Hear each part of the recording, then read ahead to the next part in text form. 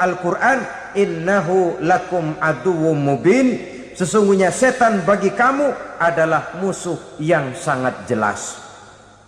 Saudara-saudara kaum muslimin rahimakumullah, di zaman sekarang dalam menghadapi beban kehidupan yang makin pelik, menghadapi stres yang tidak kunjung selesai, menghadapi persoalan-persoalan yang teramat berat, orang sering mencari jalan keluar kepada hal-hal yang menurut pendapatnya bisa meringankan beban moralnya itu.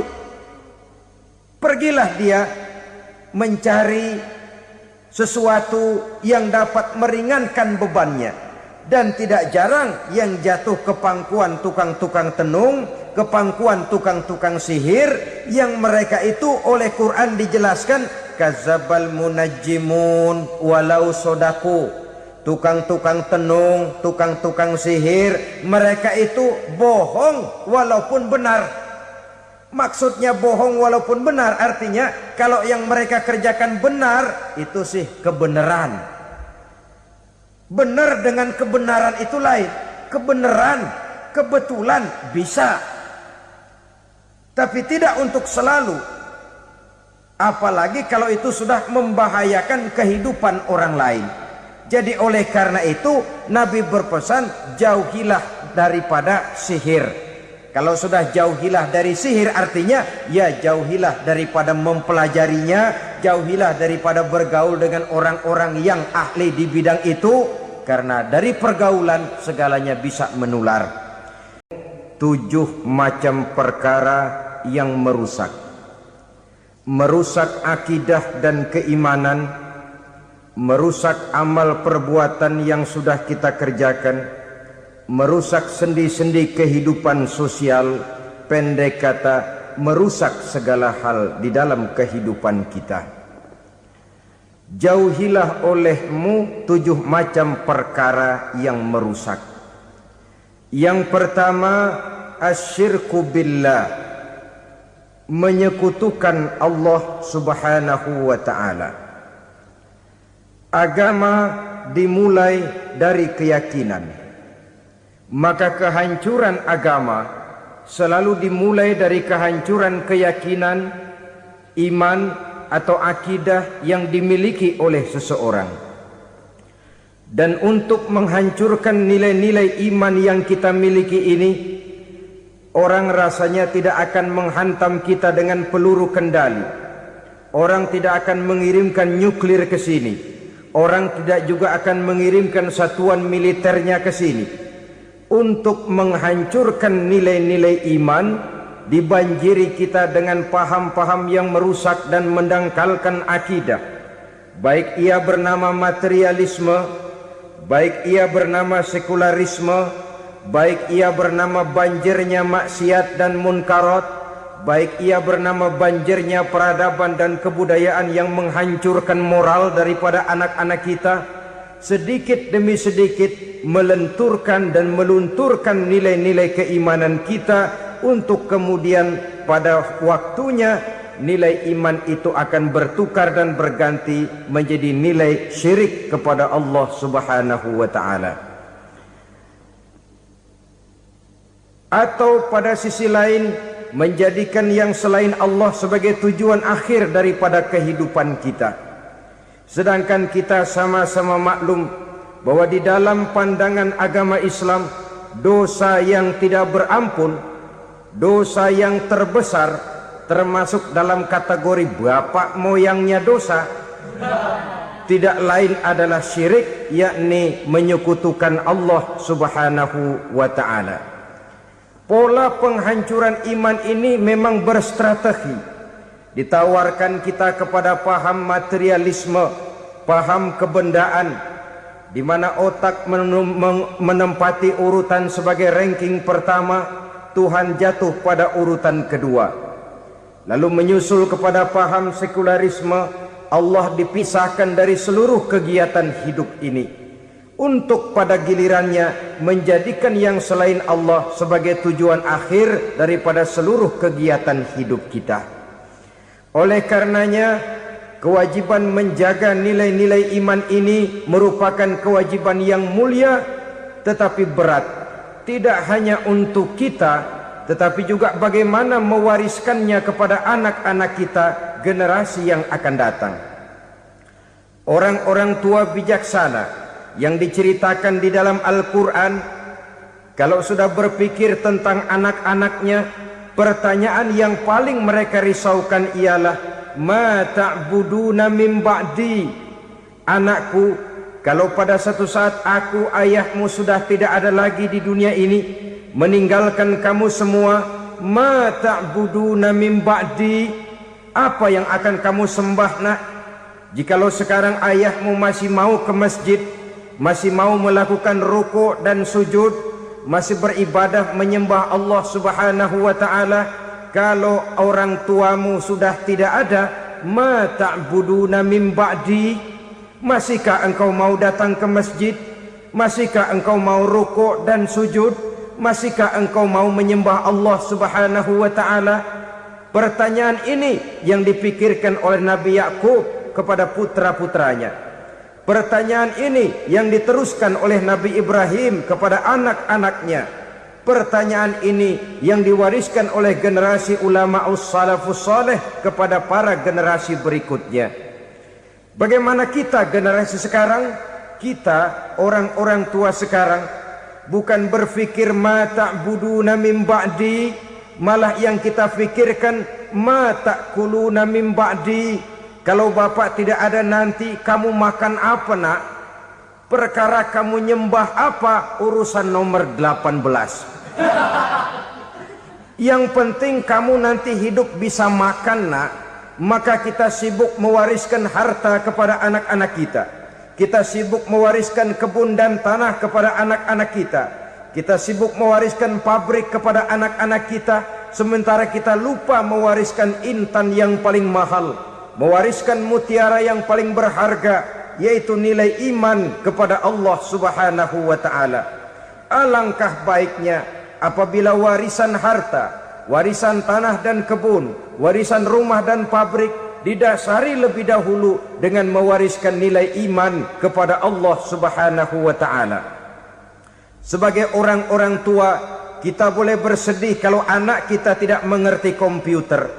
Kita boleh bersedih kalau anak kita tidak mengerti matematika. Kita boleh bersedih kalau anak kita tidak mengerti bahasa Inggris. Tapi sewajarnya lebih bersedihlah kita orang tua jikalau mempunyai anak yang tidak kenal Allah sebagai Tuhannya, yang kemudian tidak mau rukuk dan sujud kepada Allah Tuhannya. Itulah kemalangan yang paling malang bila kita meninggalkan generasi yang tidak bertauhid kepada Allah Subhanahu wa ta'ala. Betapapun anak kita tidak ngerti komputer, saudara, paling-paling kerugiannya cuma kerugian dunia. Masuk dia ke alam barzakh, munkar nakir tidak akan sempat tanya kau belajar komputer apa tidak. Kumpul dia di padang mahsyar, malaikat juga tidak akan tanya matematikamu nilainya berapa. Yang ditanya kau kenal Allah, kau rukuk dan sujud kepadanya, kau pernah datang ke masjid. Oleh karena itu sekali lagi, menjaga nilai iman tidak hanya untuk kita, tetapi juga mewariskannya kepada anak-anak kita, generasi yang akan datang. Sungguh kemalangan yang paling besar apabila kita meninggalkan anak-anak kita. Mereka kita tinggalkan lemah ekonominya, itu tidak baik. Mereka kita tinggalkan lemah otaknya, itu pun akan membuat mereka tertinggal oleh yang lain. Tapi yang paling celaka, jikalau kita tinggalkan mereka dalam kondisi lemah imannya, rapuh akidahnya, tidak baik dan tidak betul keyakinan hidupnya. Oleh karena itu Nabi berpesan, jauhilah 7 perkara yang merusak. Yang pertama, syirik kepada Allah Subhanahu wa ta'ala. Menyekutukan Allah baik dalam ucapan, dalam keyakinan ataupun dalam perbuatan. Ini perkara pertama yang termasuk 7 perusak besar di dalam kehidupan. Kalau sudah jatuh kita ke lembah syirik, bagaimanapun banyak kebaikan yang kita kerjakan, berjiwa sosial, bertangan pemurah, gemar menolong orang lain, kalau memang dasarnya syirik, maka seluruh kebaikan kita akan hancur, tidak akan ada nilainya dalam pandangan Allah Subhanahu wa taala.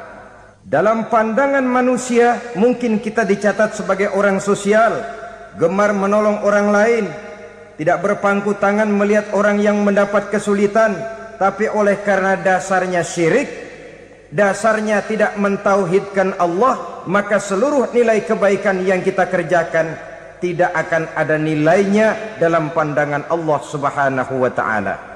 Maka jagalah iman kita jangan sampai dihinggapi penyakit syirik yang bagaimana kecilnya sekalipun.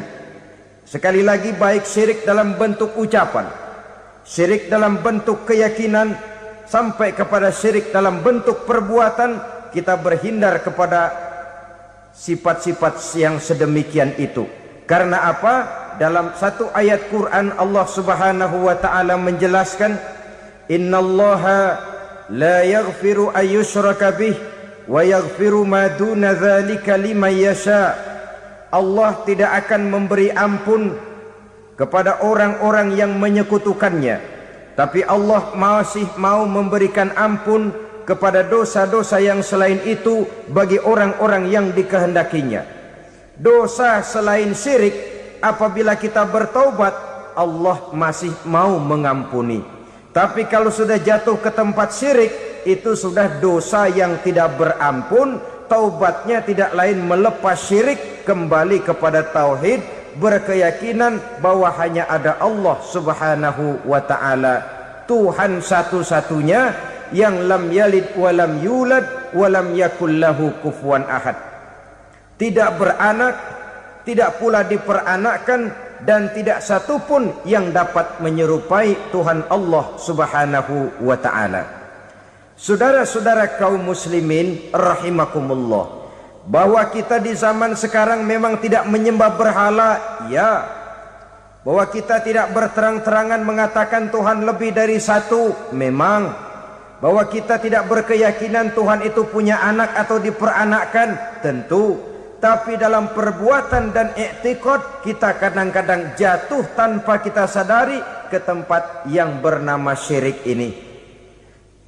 Oleh karenanya, di zaman di mana teknologi makin canggih, di mana kemajuan pembangunan makin menjangkau berbagai aspek kehidupan, diperlukan keseimbangan antara kemajuan fisik material dengan kemajuan mental spiritual.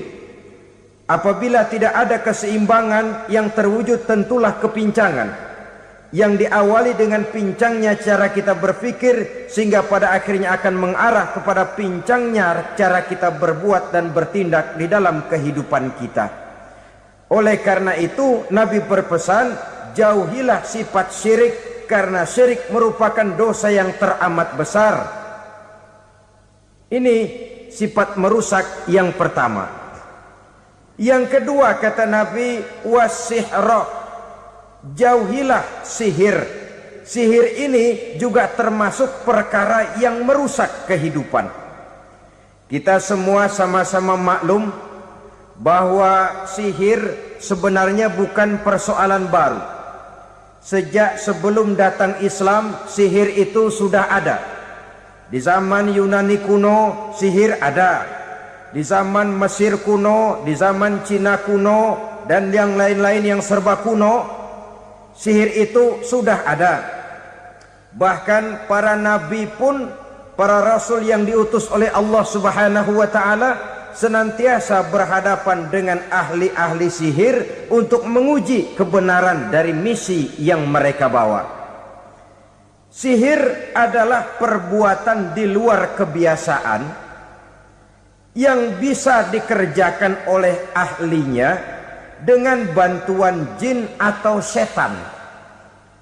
Hukum mempelajari sihir adalah haram, mengamalkannya lebih haram lagi. Sebab itu saudara-saudara, sihir merupakan perbuatan merusak yang harus kita jauhi.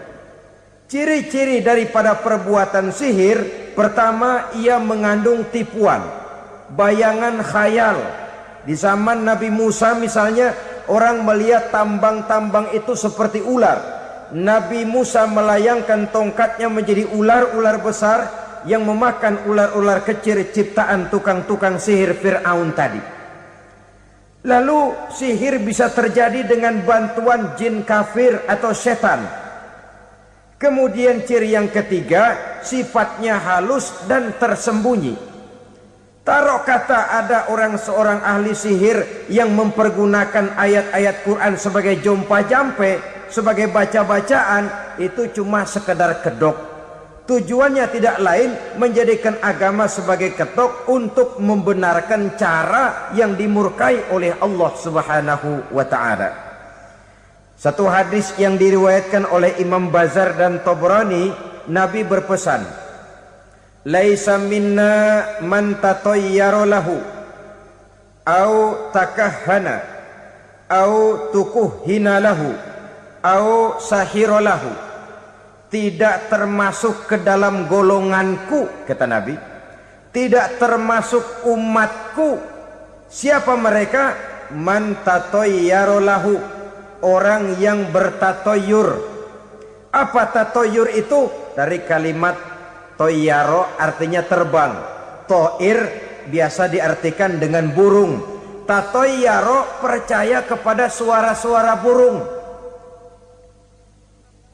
Man tatayyara lahu, mempercayai, meyakini dengan benar-benar kepada suara beburungan.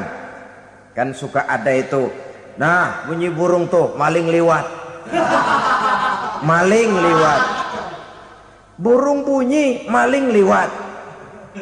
Itu termasuk tatayyara lahu, percaya kepada suara burung.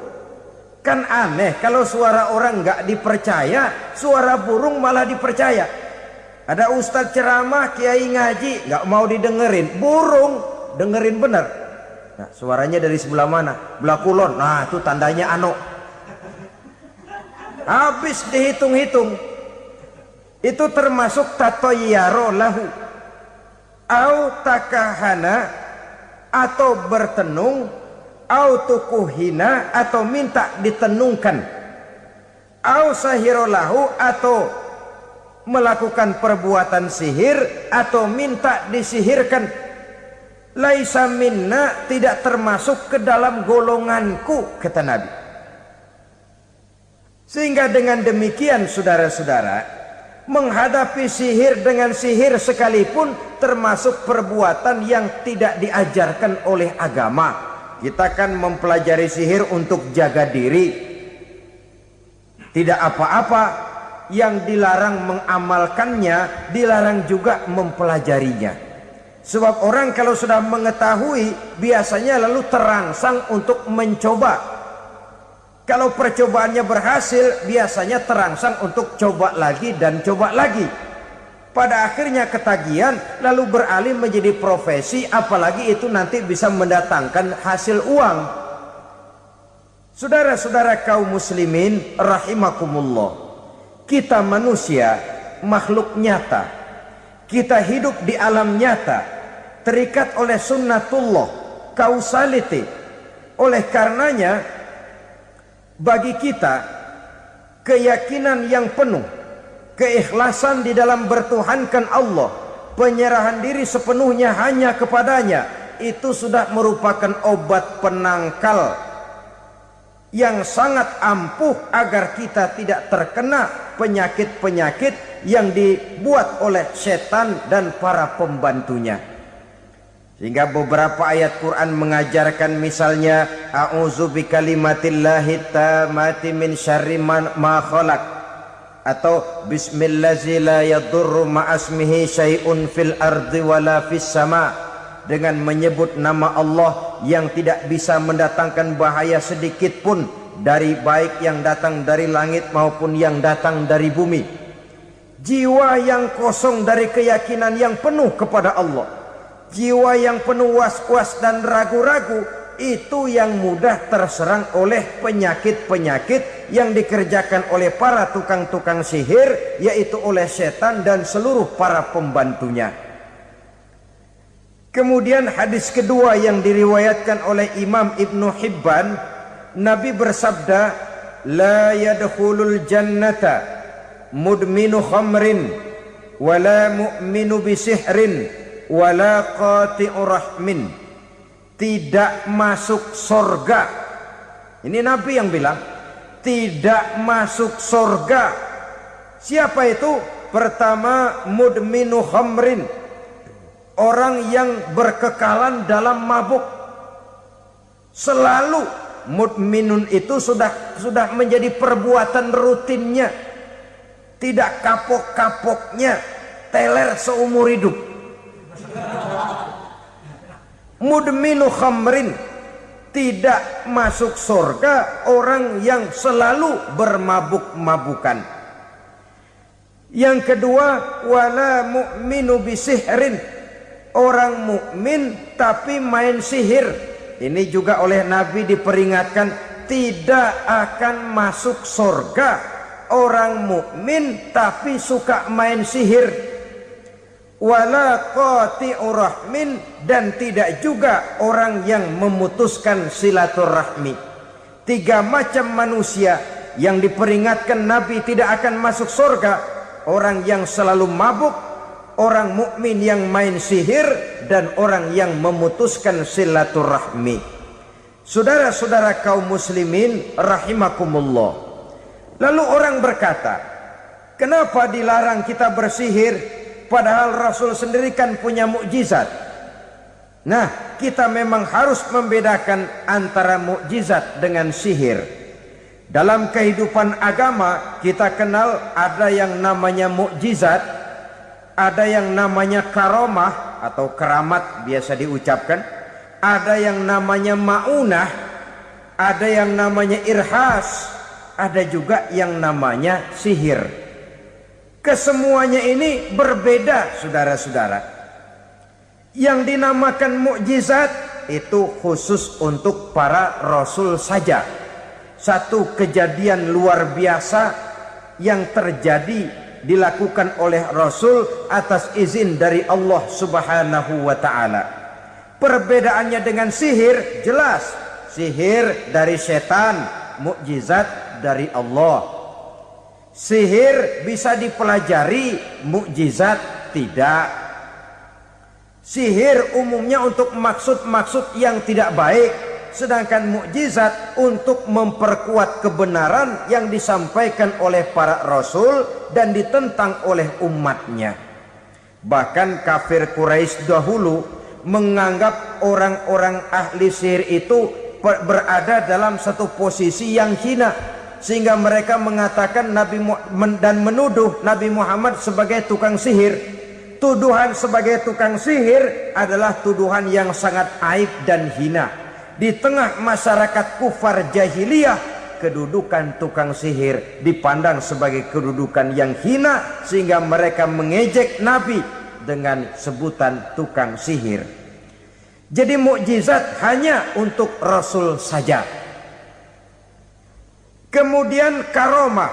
Karomah ini asal kata dari karomah, kehormatan, kemuliaan yang diberikan Allah kepada hamba-hambanya yang rajin mendekatkan diri kepadanya. Oleh karena ketekunannya melaksanakan ibadah, Allah memberikan keistimewaan kepada orang itu, yang dengan keistimewaannya dia bisa mengerjakan yang tidak bisa dikerjakan oleh orang lain. Karomah hanya bisa dicapai dengan prestasi ibadah. Kalau sihir, mau ibadah apa enggak, asal dia belajar, bersatu dan berteman dengan setan, memenuhi persyaratan-persyaratan setan, biasanya lalu bisa. Sedangkan karomah tidak mungkin terwujud tanpa orang mendekatkan diri sedekat-dekatnya kepada Allah Subhanahu wa ta'ala. Maka kita lihat biasanya orang-orang yang punya ilmu sihir, mukanya rata-rata nggak enak dilihat. Kumuh, jauh dari air wudhu, jauh dari sujud kepada Allah, malah berteman dengan setan, menjadi pelayan-pelayannya setan. Saudara-saudara, adapun maunah, keistimewaan yang diberikan Allah kepada hamba-hambanya yang belum sampai kepada tingkat wali, tapi orang itu lebih banyak kebaikannya daripada kesalahannya. Umpamanya saudara jalan bertiga di pinggir jalan, saudara ada pada posisi di tengah, lalu bertiga ini ketabrak mobil. Menurut perhitungan saudara mati lebih dahulu, tapi terjadi hal yang aneh, dua teman saudara mati, saudara malah cuma luka dan lecet sedikit saja. Apa itu? Kalau kita lebih banyak kebaikannya daripada kesalahannya, itu yang dinamakan ma'unah, pertolongan yang diberikan Allah kepada hamba-hambanya yang lebih banyak kebaikannya daripada kesalahannya. Sedangkan yang dinamakan irhas, kejadian luar biasa pada diri seseorang pada waktu dia masih kecil, yang menunjukkan tanda-tanda keistimewaannya. Itu umumnya pada para nabi pada usia kecilnya sudah ada irhas, tanda-tanda istimewa. Jelas baik mukjizat, karomah, maunah maupun irhas berbeda dengan sihir. Sihir ini jelas saja merupakan bantuan dan persekutuan antara manusia dengan setan. Padahal setan, kata Allah dalam Al-Quran, innahu lakum aduwwum mubin, sesungguhnya setan bagi kamu adalah musuh yang sangat jelas. Saudara-saudara kaum muslimin rahimakumullah, di zaman sekarang dalam menghadapi beban kehidupan yang makin pelik, menghadapi stres yang tidak kunjung selesai, menghadapi persoalan-persoalan yang teramat berat, orang sering mencari jalan keluar kepada hal-hal yang menurut pendapatnya bisa meringankan beban moralnya itu. Pergilah dia mencari sesuatu yang dapat meringankan bebannya. Dan tidak jarang yang jatuh ke pangkuan tukang-tukang tenung, ke pangkuan tukang-tukang sihir, yang mereka itu oleh Quran dijelaskan kadzabal munajjimun walau sodaku. Tukang-tukang tenung, tukang-tukang sihir, mereka itu bohong walaupun benar. Maksudnya bohong walaupun benar artinya kalau yang mereka kerjakan benar, itu sih kebenaran. Benar dengan kebenaran itu lain. Kebenaran, kebetulan bisa, tapi tidak untuk selalu. Apalagi kalau itu sudah membahayakan kehidupan orang lain. Jadi oleh karena itu Nabi berpesan, jauhilah daripada sihir. Kalau sudah jauhilah dari sihir artinya ya jauhilah daripada mempelajarinya, jauhilah daripada bergaul dengan orang-orang yang ahli di bidang itu, karena dari pergaulan segalanya bisa menular. Baiklah saudara, ini yang kedua. Yang ketiga pesan Nabi, wa qatlan nafsil lati harramallahu illa bil haq, membunuh orang lain dengan cara yang tidak benar, membunuh orang yang diharamkan oleh Allah Subhanahu wa taala untuk melakukannya kecuali dengan alasan yang benar. Kita tahu Islam adalah agama damai, sesuai dengan namanya. Ia tidak dikembangkan dengan pedang dan kekerasan. Ia dikembangkan dengan keteladanan dan tuntunan moral.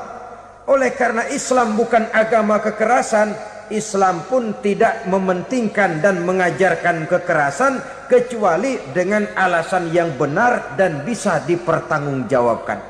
Membunuh dengan sengaja, menghilangkan nyawa orang lain tanpa alasan yang bisa dibenarkan adalah merupakan dosa besar dan satu di antara 7 perkara yang bisa mendatangkan kerusakan dalam kehidupan dan yang hendaknya harus kita jauhi.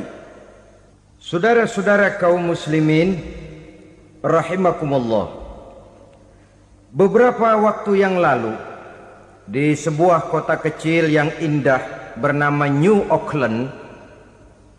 Saudara tahu New Auckland? Itu dari Gunung Kidul masih ngidul lagi. Pernah diadakan satu seminar yang membicarakan bagaimana menyelamatkan masyarakat manusia dari bahaya Perang Dunia Ketiga.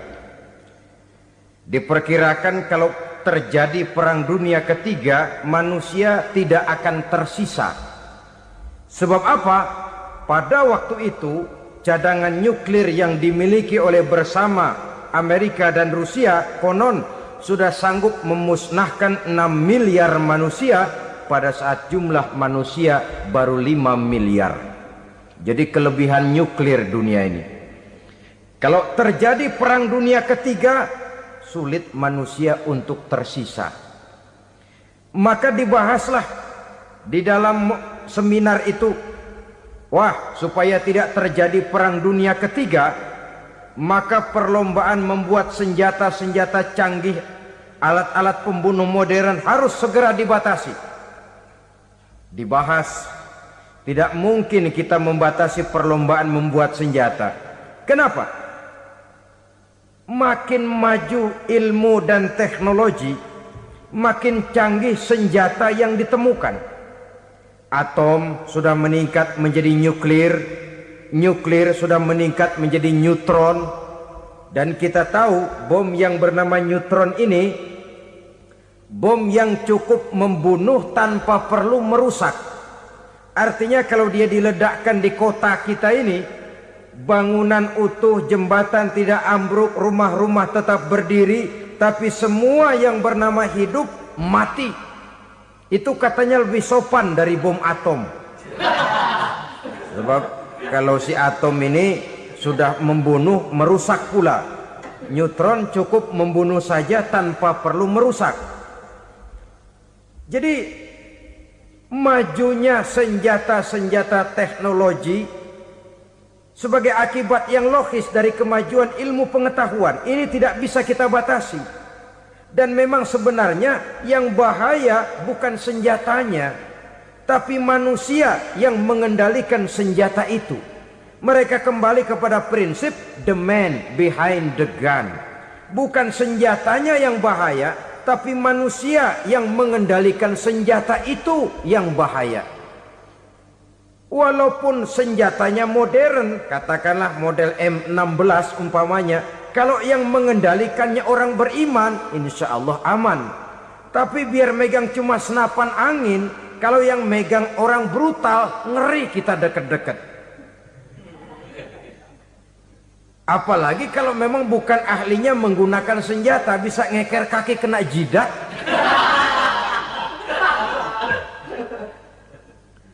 Mereka kembali kepada prinsip lama yang tetap baru, bukan senjatanya yang harus dibatasi, manusia yang mengendalikan senjata itu yang perlu dibicarakan. Nah, kalau begitu agar manusia tidak mempergunakan senjata sewenang-wenang, apa yang harus kita lakukan? Ya, manusianya harus bermoral.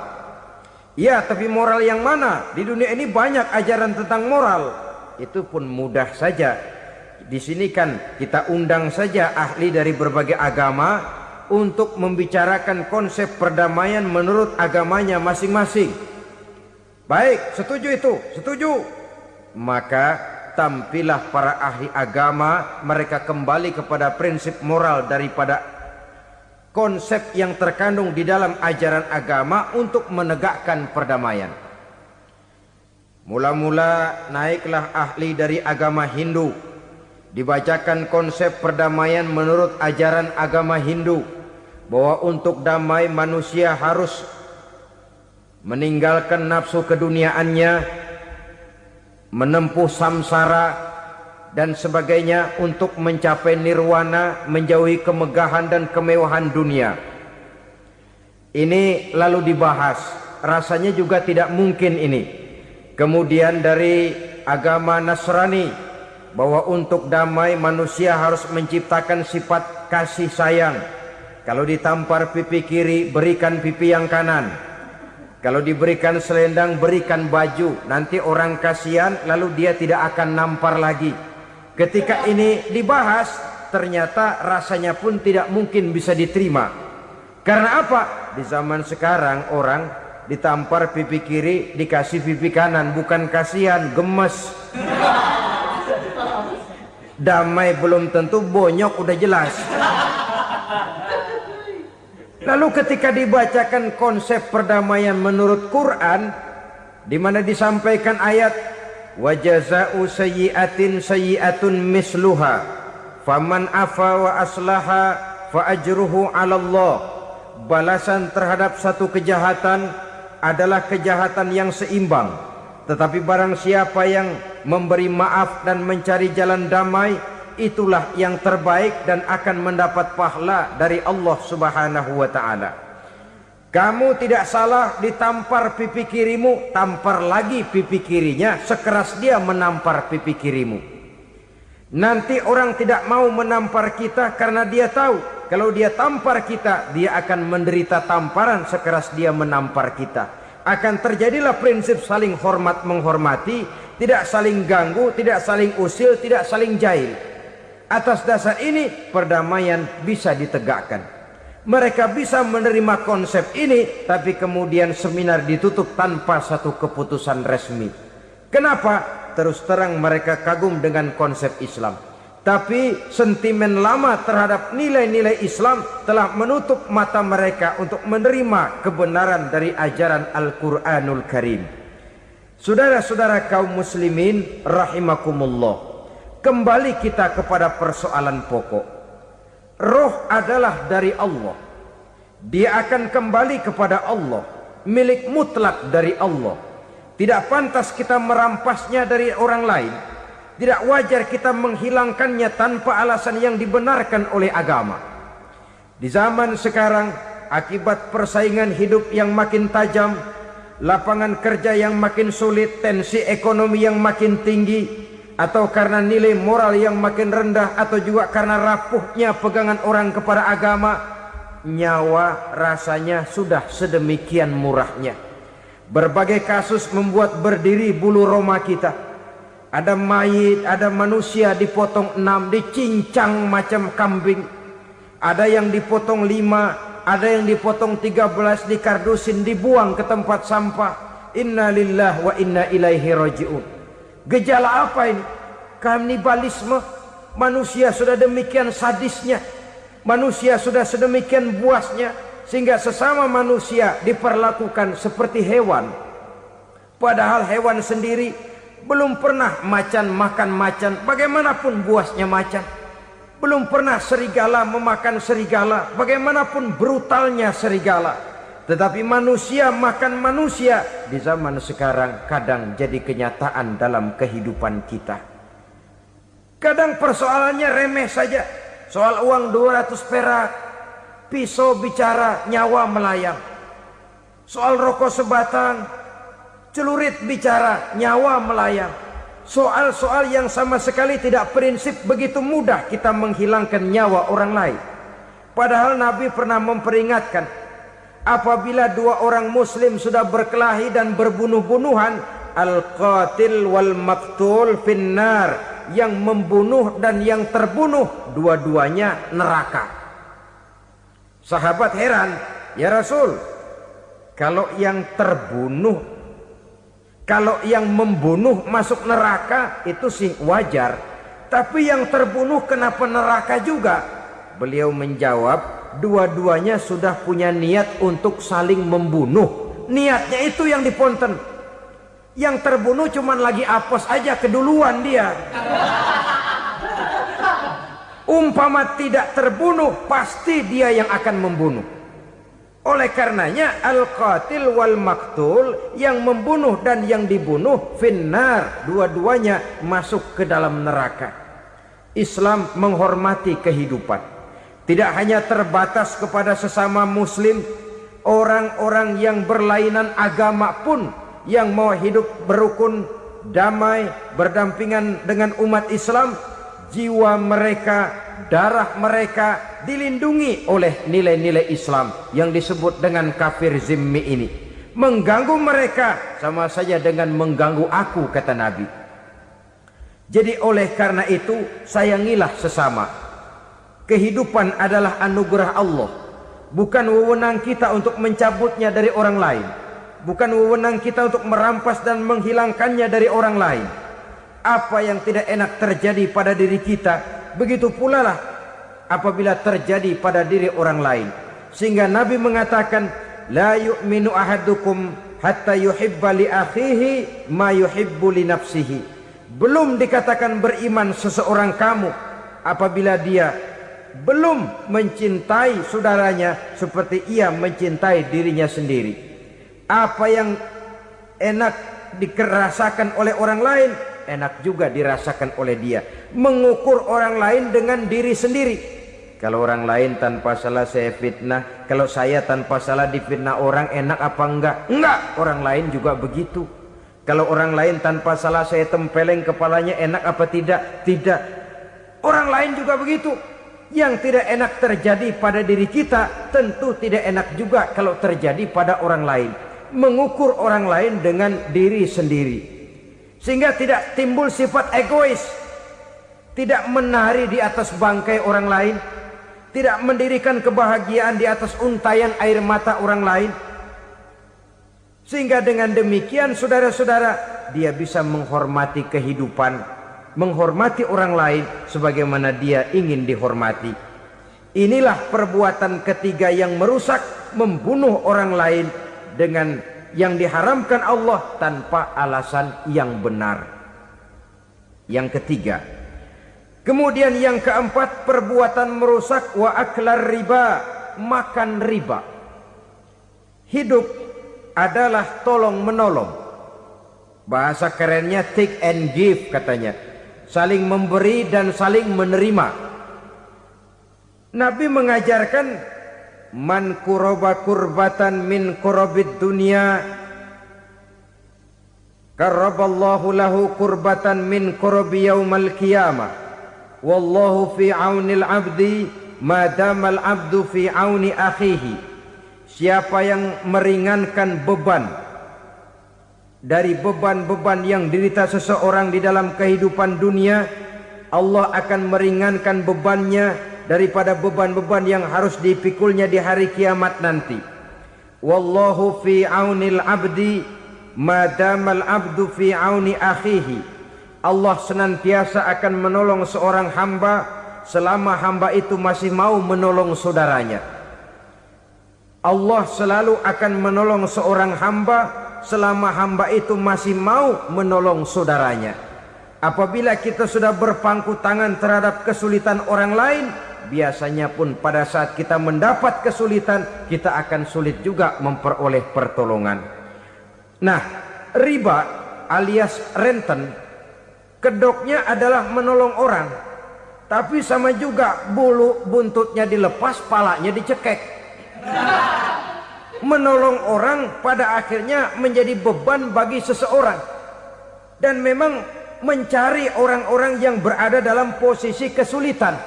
Biasanya di daerah-daerah di mana musim paceklik jadi lapangan kerja sulit, sedangkan urusan perut tidak bisa ditunda, akhirnya orang terjebak ke dalam rentenir, ke dalam riba, ke dalam renten, bunga berbunga, sehingga satu saat jumlah bunganya bisa lebih besar dari jumlah pinjaman pokoknya. Kemudian kalau juga ternyata tidak bisa dibayar, rumah jadi taruhan. Memang rumah satu-satunya, begitu rumah ditarik mulain camping. Bukankah pada akhirnya akan mewariskan kesengsaraan?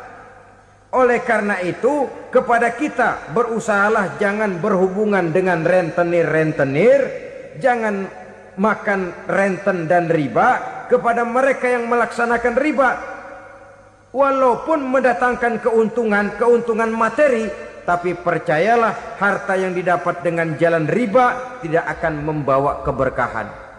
Manakala tidak membawa keberkahan, dia tidak akan mendatangkan ketenangan di dalam kehidupan kita. Oleh karenanya, memakan harta riba termasuk perbuatan yang merusak sendi-sendi kehidupan sosial, merusak kehidupan orang lain, merusak kehidupan masyarakat, tetangga, pergaulan, dan sebagainya. Yang kelima, wa akla malil yatim, memakan harta anak yatim dengan cara yang zolim. Nih, memang lezat. Anak yatim itu nggak tahu urusan apa-apa. Kita diamanahkan untuk mengurusinya. Kadang-kadang dibentuklah panitia penyantunan yatim piatu. Yatimnya mah tetap kelaparan, panitianya yang pada gendut.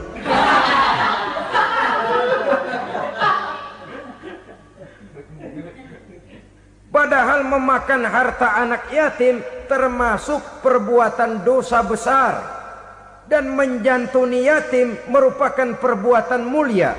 Nabi mengatakan, ana wa kafilul yatim kahataini yaumal qiyamah. Aku dan orang-orang yang menyantuni anak yatim seperti dua jari ini pada hari kiamat nanti. Dekat sekali. Jikalau ingin di hari akhir nanti dekat dengan Rasul, bersahabatlah dengan anak-anak yatim. Jadilah pengurus anak-anak yatim. Bangunlah panti-panti asuhan yatim. Pada saat bapak ibunya meninggal, kitalah yang menjadi orang tuanya. Bahkan sedemikian besar perhatian Islam terhadap anak-anak yatim ini, sehingga Quran memberikan peringatan, ara'aital ladzi yukadzibu bid-din fadzalikal ladzi yad'ul yatim wa la yahuddu ala ta'amil miskin. Tahukah kamu siapa orang yang mendustakan agama, beragama tapi dianggap dusta, salatnya dusta, puasanya dusta karena agamanya sudah berdusta. Siapa mereka? Fadzalikal ladzi yad'ul yatim, orang yang menyia-nyiakan anak yatim. Wala yahuddu ala ta'amil miskin, dan tidak pernah memberi makan kepada orang-orang yang menderita kemiskinan. Menyia-nyiakan, meninggalkan anak yatim termasuk perbuatan yang divonis kita sebagai orang yang mendustakan agama.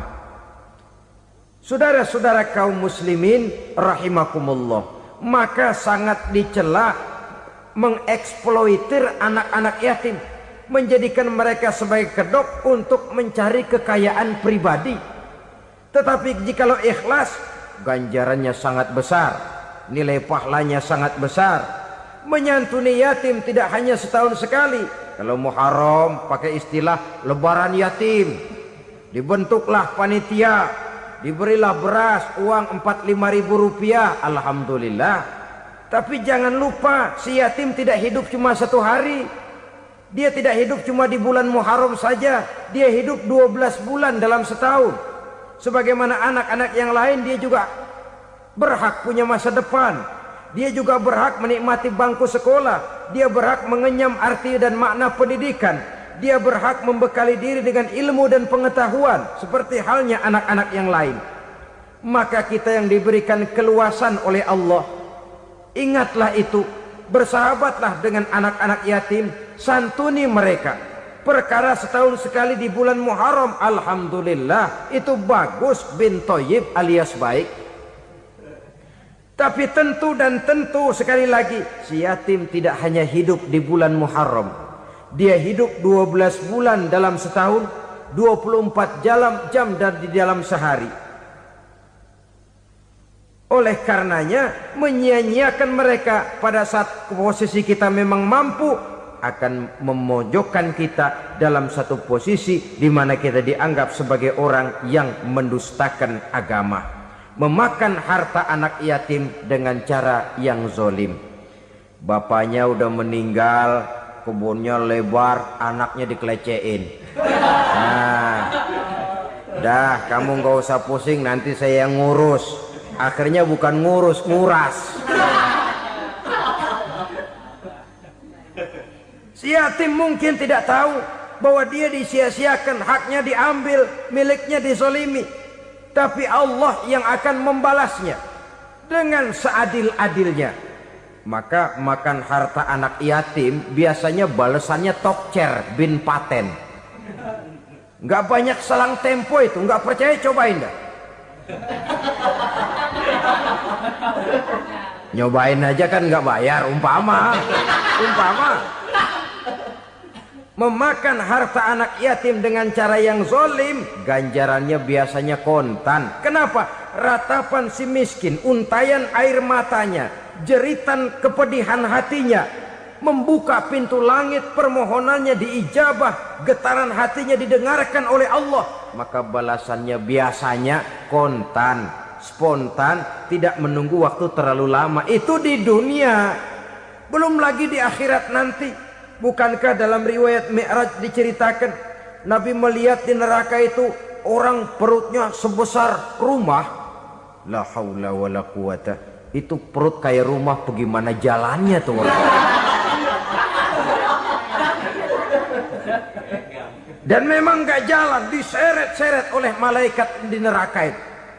Hancur perutnya, amburadul itu perut. Berantakan isinya, dibulatkan lagi, diseret lagi, hancur lagi, dibulatkan lagi. Sampai Nabi tanya, orang itu begitu berat siksanya kenapa ya Jibril? Itu Muhammad, waktu di dunia dulu rakus banget makan harta anak yatim. Begitu vonisnya, begitu menyedihkan nasibnya di akhirat. Tapi di dunia pun ketidakberkahan itu sudah membayangi kehidupannya. Oleh karena itu, kepada saudara-saudara yang mendapat titipan anak yatim, berbahagialah, karena semulia-mulia rumah adalah rumah yang di dalamnya ada anak yatim yang disantuni. Sehina-hina rumah adalah rumah di mana di dalamnya ada anak yatim yang disia-siakan. Begitu kata Nabi kita. Rumah yang paling mulia dalam pandangan Allah, rumah yang di dalamnya ada anak yatim yang disantuni. Rumah yang paling hina dalam pandangan Allah, rumah yang di dalamnya ada anak yatim yang nasibnya disia-siakan. Berbahagialah saudara apabila menjadi penyantun anak-anak yatim, pelindung mereka, sehingga mereka mempunyai masa depan sebagaimana anak-anak lainnya. Rasulullah sendiri sedemikian peka terhadap keadaan anak-anak yatim karena beliau sendiri memang mengalami. Umur 6 bulan dalam kandungan ibu, beliau sudah ditinggalkan oleh ayahnya. Pada saat berusia 6 tahun, ibu sudah meninggal. Yatim piatu dalam usia di mana beliau sedang perlu belas kasih seorang ibu dan pengertian seorang bapa. Kepekaan itu lalu timbul, bahkan kemudian sampai kepada beliau berkata, aku dan orang yang menyantuni anak yatim seperti jari tengah dan jari telunjuk di hari akhirat nanti. Sedemikian dekatnya. Baiklah ya, jadi yang kelima, memakan harta anak yatim. Jauhi, karena ini perbuatan yang merusak. Yang keenam, watawalli yaumaz zahfi, melarikan diri pada hari pertempuran. Apa ini? Khianat. Tidak konsekuen dengan konsep perjuangan. Pada mulanya keras benar teriak, berantas korupsi, ganyang korupsi. Cuma karena belum dapat giliran. Begitu dia naik dapat kesempatan, korupsinya lebih edan dari yang diteriakinya. Ini termasuk tawalli yaumaz zahfi, berpaling pada hari peperangan. Di saat menghadapi musuh, kalau belum kelihatan musuh, teriaknya nyaring bener. Jangan takut demi kebenaran sampai titik darah yang paling penghabisan. Musuh belum kelihatan. Begitu musuh sudah kelihatan, paling dulu lari ke belakang.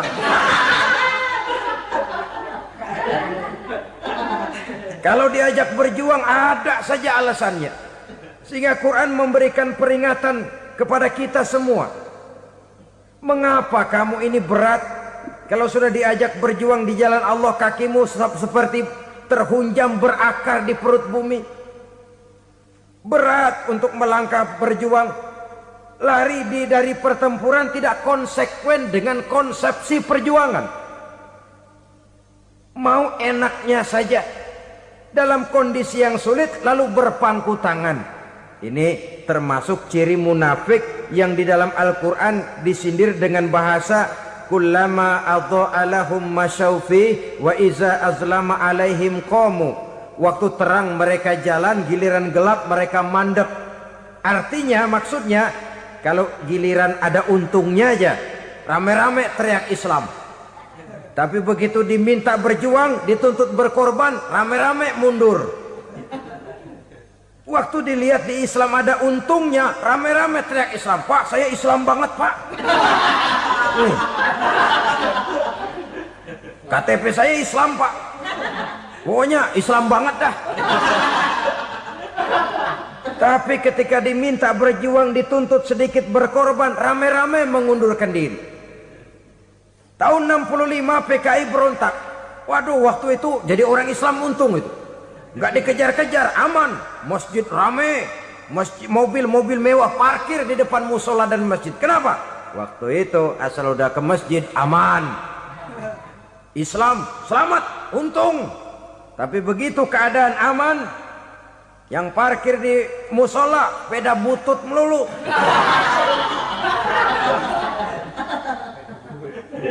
Waktu terang mereka jalan, waktu gelap mereka berhenti.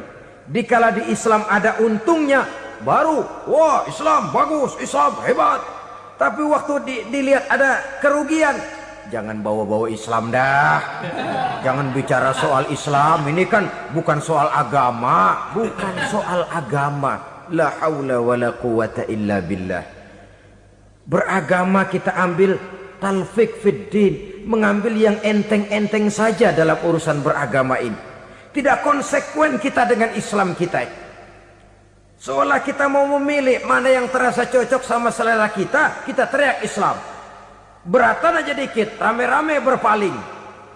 Itu termasuk tawalli yaumaz zahfi. Para pengkhianat, mental-mental hipokrit yang tidak mau konsekuen menghadapi segala bahaya. Itu termasuk perbuatan yang merusak. Kenapa? Kalau cuma dia saja yang lari, mungkin tidak jadi soal. Tapi larinya ini akan mempengaruhi orang lain. Nah, pengaruhnya itu yang dicegah. Sebab kalau satu sudah mulai lari, yang lain mulai ngelirik. Ketika yang dilirik kemudian tidak ada reaksi, dia akan ikut lari. Artinya apa? Seorang muslim harus konsekuen dengan konsep perjuangannya, dengan keyakinan keagamaannya, dan tidak memilih yang enak-enak saja di dalam kehidupan beragama. Lari dari pertempuran, bermental khianat, mengkhianati agama, merupakan satu di antara sifat yang merusak. Terakhir saudara, wa qazfal muhsanatil ghafilatil mu'minat, menuduh perempuan baik-baik yang tidak tahu menau tentang tuduhan yang dituduhkan kepadanya, menuduh perempuan mukmin yang baik-baik yang tidak tahu menau tentang tuduhan yang dilakukan kepadanya. Fitnah lebih bahaya daripada pembunuhan. Orang yang tidak salah bisa hancur namanya, orang yang berniat baik bisa ambruk perjuangannya oleh karena fitnah. Sehingga dikatakan al-fitnatu asyaddu minal qatli. Fitnah lebih bahaya daripada pembunuhan. Maka memfitnah ini termasuk satu dosa di antara 7 hal merusak yang harus kita jauhi semampu kita, semampu-mampunya. Mengupayakan sebisa-bisanya jangan sampai terjebak ke dalam hal yang demikian. Maksud utama daripada diutusnya Rasulullah sallallahu alaihi wasallam ke alam ini tidak lain adalah untuk memperbaiki akhlak manusia. 14 abad yang lalu, dari sebuah kota kecil yang tidak ada dalam peta, lahir satu proyek raksasa, proyek memperbaiki akhlak manusia. Di tengah-tengah dunia pada ketika itu, Eropa masih biadab, Afrika belum dikenal orang, Asia sungguh sangat terbelakang, dan semenanjung Arabia dari berbagai aspek kehidupannya dikenal sebagai masyarakat jahiliyah. 13 tahun pertama dari perjuangan selama periode Mekah, apa yang dilakukan oleh baginda Rasul tidak lain adalah memperbaiki akhlak manusia kepada Allah Subhanahu wa ta'ala dengan menanamkan roh, jiwa, dan semangat tauhid. Kita tahu bahwa masyarakat jahiliyah menyembah batu, menyembah patung, menyembah berhala yang mereka buat sesuai dengan kekayaannya masing-masing. 360 berhala di sekeliling Ka'bah merupakan bukti nyata dari sesembahan mereka. Yang kaya membuat berhala dari emas lalu disembah. Yang setengah kaya bikin patung dari perak lalu disembah. Yang hampir miskin bikin Tuhan dari kayu lalu disembah. Yang miskin benar tepung terigu diadonin lalu dibentuk seperti wujud seseorang kemudian disembah. Dan apabila selesai nyembah perutnya terasa lapar, Tuhannya habis dipretelin.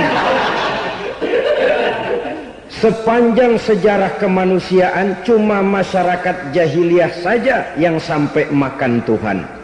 Sesadis-sadisnya bangsa Indonesia belum pernah sampai makan Tuhan. Maka menghadapi manusia seperti ini, yang pertama dilaksanakan oleh Rasul memperbaiki akhlak mereka kepada Allah, menanamkan la ilaha illallah, bahwa tidak ada Tuhan yang perlu disembah selain daripada Allah subhanahu wa ta'ala. Ini hakikatnya merupakan inti daripada ajaran Rasul-Rasul terdahulu. Kenapa? Seluruh Rasul bersumber dari satu sumber yang sama, yaitu dari Allah subhanahu wa ta'ala. Maka prinsip ajaran ketuhanan yang mereka bawa tentu saja sama. Nabi Adam mengajarkan la ilaha illallah, Nabi Nuh mengajarkan la ilaha illallah, cuma tentu sambungannya Nuh Rasulullah. Nabi Ibrahim mengajarkan la ilaha illallah, Ibrahim Rasulullah. Nabi Musa mengajarkan la ilaha illallah, Musa Rasulullah. Bahkan Nabi Isa mengajarkan la ilaha illallah, Isa Rasulullah. Dan Nabi Muhammad mengajarkan la ilaha illallah, Muhammadur Rasulullah. Akhlak manusia kepada Allah dengan menanamkan tauhid. Jadi kalau ingin berakhlak yang benar kepada Allah, jaga tauhid, pegang teguh akidah. Saudara-saudara kaum muslimin rahimakumullah, lawan daripada tauhid adalah kufur. Kufur bisa dua, bisa kufur iman, bisa kufur nikmat. Kufur itu sifatnya, kafir itu orangnya. Ada orang kufur iman, dan ini merusak akhlak kepada Allah subhanahu wa ta'ala. Kufur iman itu kadang-kadang bentuknya syirik, orangnya disebut musyrik. Kufur iman itu kadang-kadang bentuknya nifaq, orangnya disebut munafik. Kufur iman itu kadang-kadang bentuknya riddah, orangnya disebut murtad. Ini merupakan jenis daripada kufur-kufur iman dan tergelincirnya manusia daripada akhlak kepada Allah subhanahu wa ta'ala. Benar, di zaman sekarang kita tidak menyembah berhala. Memang di zaman sekarang kita tidak menyembah patung. Iya, kita tidak berkeyakinan Tuhan lebih dari satu. Tapi kadang-kadang akhlak kita kepada Allah sering lentur dan luntur, sering bergoyang dan tergoncang, sering kena erosi dan polusi. Bahwa kita tidak menyembah Latta, Uzza, Manat dan Hubal seperti masyarakat jahiliyah dahulu, memang. Tapi Latta zaman sekarang, Uzza zaman sekarang, Manat dan Hubal di zaman sekarang, berhala-berhala di abad kita sekarang ini, kadang-kadang bernama harta, kadang-kadang bernama wanita, kadang-kadang bernama tahta, mungkin juga bernama Toyota. Sesuatu yang lebih kita agungkan daripada Allah, menjelmalah dia menjadi berhala-berhala di zaman kita sekarang ini. Manakala kita di kantor sudah lebih takut kepada kepala bagian kita daripada kepada Allah, maka Tuhan kita barangkali adalah kepala bagian kita. Manakala kita sudah lebih takut kepada manusia daripada kepada Allah, bergeserlah akhlak kita kepada Allah, mengagungkan manusia dan menomorduakan Allah. Maka di zaman sekarang akhlak kita kepada Allah sering kena erosi, sering kena polusi. Mungkin karena sulitnya lapangan kerja, tingginya tensi ekonomi, persaingan hidup yang makin tajam, sulitnya mencari lapangan kerja, orang kadang-kadang nekat. Sedikit pertimbangan, picik pandangan, mudah melakukan potong kompas, sehingga terjadilah perbuatan-perbuatan yang memelencengkan akhlak kita kepada Allah Subhanahu wa ta'ala. Kadang-kadang terjebak mempercayai selain daripada Allah, kadang-kadang terjebak di dalam mengagungkan yang selain daripada Allah lebih dari yang seharusnya. Terkenalah akhlak kita kepada Allah jaringan-jaringan erosi dan polusi. Kufur sebagai lawanan daripada tauhid merupakan sifat daripada orang yang tidak berakhlak kepada Allah. Bentuknya pertama bisa syirik. Syirik itu artinya meyakini ada Tuhan lain selain daripada Allah. Itu yang namanya syirik. Jadi percaya Tuhan ada, cuman Tuhannya kelebihan. Itu yang disebut syirik, dan itu merupakan cerminan dari akhlak yang rusak kepada Allah Subhanahu wa ta'ala. Berkeyakinan Tuhan lebih dari satu, berkeyakinan bahwa Tuhan itu beranak atau diperanakkan, atau mengagungkan sesuatu sama dengan Allah, atau menjadikan yang selain Allah sebagai tujuan akhir daripada perjalanan kehidupan ini, maka itu sudah terjebak kita dalam musyrik. Dan syirik satu dosa yang tidak berampun. Bahasa kasarnya, yang namanya syirik itu jenis bapak moyangnya dosa. Saudara-saudara, sebab itu saya pesan, kalau memang terpaksa, biasanya yang tinggal di kota-kota besar itu kalau tidak kepengen dosa kan susah. Kalau terpaksa harus bikin dosa, cari yang kecil-kecil saja, yang kira-kira taubatnya gampang. Umpamanya pulang sholat Jumat nukar sendal, umpama, yaitu jelas dosa. Tapi dosa yang taubatnya agak mudah. Jangan sampai terjebak ke dalam syirik, menyekutukan Allah. Kalau sudah menyekutukan Allah, Allah dimadu, murka benar Allah kepada kita. Innallaha la yaghfiru ayyushraka bih wa yaghfiru ma duna dzalika liman yasha. Allah tidak akan memberi ampun kepada orang yang menyekutukannya dengan sesuatu, tapi Allah mau mengampunkan dosa yang selain itu bagi orang yang dikehendakinya. Jadi orang-orang yang sudah terjebak syirik, menyekutukan Allah, meyakini ada Tuhan lain selain daripada Allah, meyakini Tuhan beranak atau diperanakkan, bagaimanapun baiknya mereka di dunia, bagaimanapun sosial jiwanya, bagaimanapun pemurah tangannya memberikan santunan dan pertolongan kepada orang lain, kalau sudah syirik, seluruh nilai kebaikannya akan tidak ada gunanya lagi, karena tidak ada tempat nilai kebaikan itu bergantung. Sedangkan kita berbuat baik agar diterima oleh Allah. Kalau Allahnya marah kepada kita, siapa yang akan menerima nilai kebaikan itu sendiri? Ini bentuk yang pertama. Yang nyata-nyata menyembah berhala, syirik. Yang nyata-nyata beriktikad Tuhan lebih dari satu, syirik. Atau yang tersamar. Yang tersamar itu yang sering jadi penyakit kita.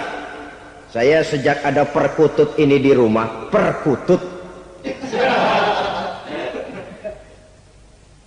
Saudara-saudara, yang merusak akhlak kepada Allah, yang merusak tauhid setelah syirik, bisa juga berbentuk nifak. Nifak itu sifatnya, orang yang punya sifat nifak disebut munafik. Asal katanya dari nafakun. Nafakun itu satu lubang yang punya dua muka seperti goa, ada tempat masuk, ada tempat keluar. Maka munafik orang yang punya dua muka. Kalau bahasa kita, pandai bermain minyak di atas air. Manis jika berhadapan, balik belakang lain bicara. Sehingga apa yang dinamakan nifak, kata Imam Ali Al-Jurjani dalam kitab ta'rifatnya, izharul imanu bil lisan wa kitmanul kufri bil qalbi. Menyatakan, menampakkan iman dengan lidahnya, tapi menyembunyikan kekafiran dalam hatinya. Dengan kata lain, lidahnya mah iman, hatinya mah kafir. Padahal hati itu yang dilihat, padahal hati itu yang dinilai.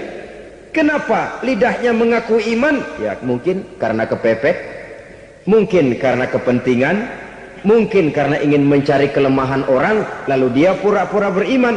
Tapi sesungguhnya hatinya kufur. Ini merupakan penyakit munafik. Dan terus terang, menghadapi orang munafik jauh lebih berat daripada menghadapi orang kafir. Kenapa? Munafik ini kan musuh dalam selimut. Mau dibilang musuh nyata-nyata, apalagi di zaman Rasul ya, ketika periode Madinah, berat sekali menghadapi orang munafik. Mau dibilang kafir, kalau ketemu assalamualaikumnya medok juga. Mau dibilang mukmin, di belakang ngegerundel, nyari-nyari penyakit, nyari-nyari lantaran, mencari-cari gara-gara. Kalau kafir jelas kafirnya, kalau musyrik jelas musyriknya. Tapi munafik, di depan kita dia mengaku beriman, di belakang kita dia caci maki kita.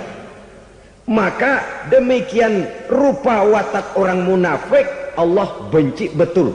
Sampai dalam Quran orang munafik itu divonis innal munafikin fid darkil asfal minan nar.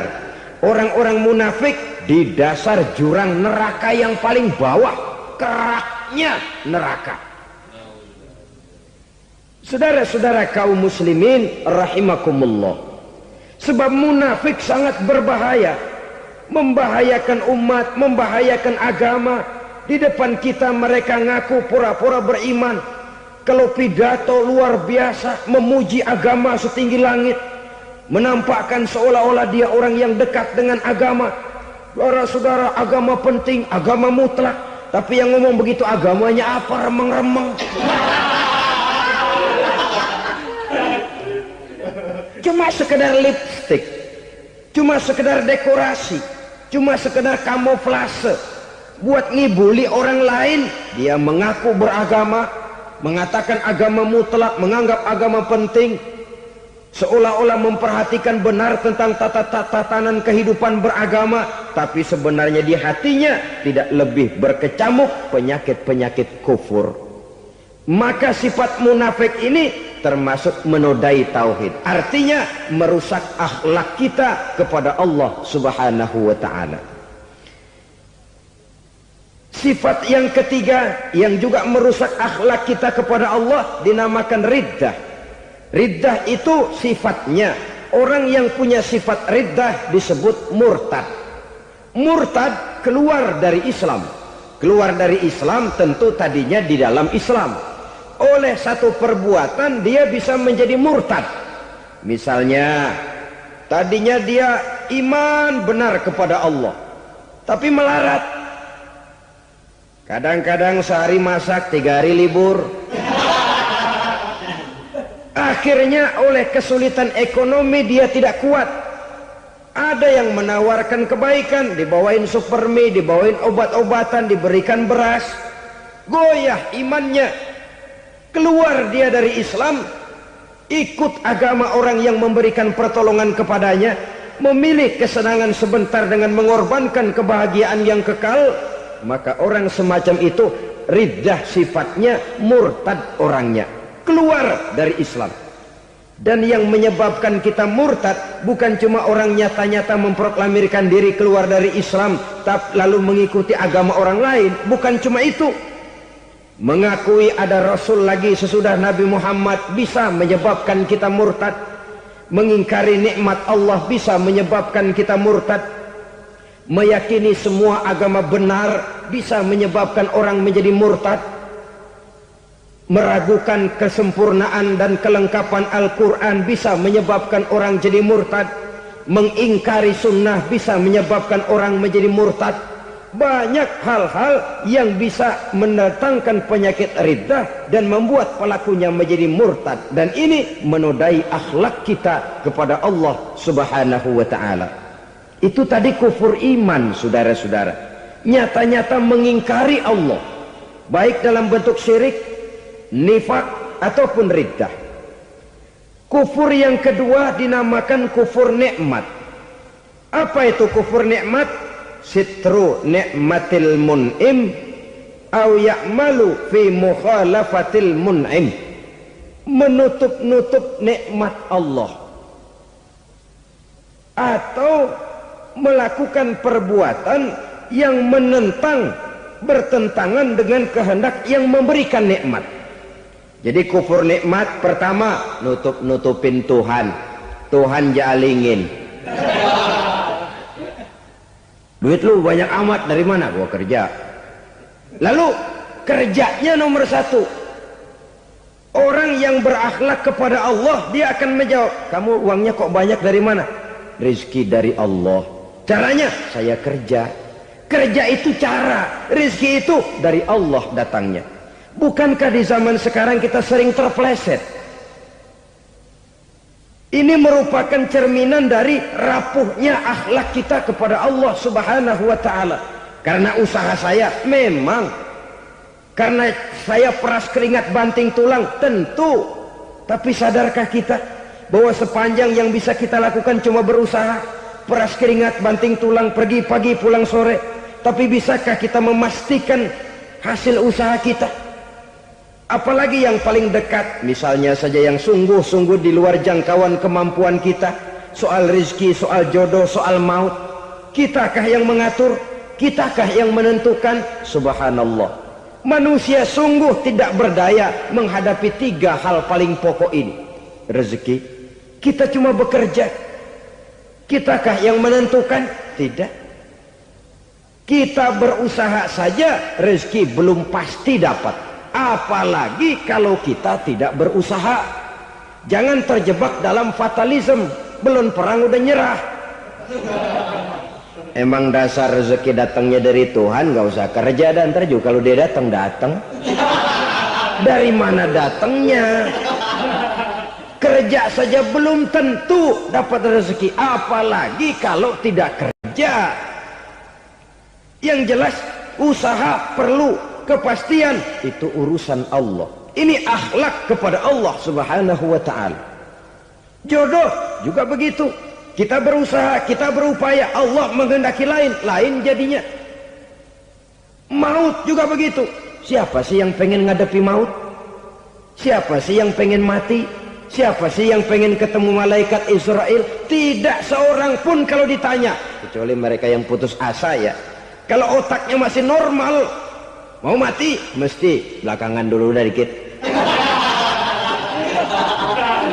Tapi yang satu itu, saudara, kalau dia sudah datang, tenaga mana yang bisa menolak? Kalau dia sudah berkunjung, kekuatan mana yang bisa menghindar? Kalau dia sudah ingin bertemu, kemana kita bisa melarikan diri? Manusia sepanjang yang dia lakukan hanya berusaha. Tapi kepastian, ketentuan dari Allah Subhanahu wa ta'ala. Orang yang kufur nikmat, nutup-nutupin Allah. Dia merasa rezekinya adalah mutlak peras keringatnya. Seolah-olah Allah nggak punya peranan apa-apa di situ. Oh, ini kan saya bisa rumah begini karena saya kerja keras. Oh, ini mobil saya begini, saya kerja keras. Peras keringat, banting tulang, keras.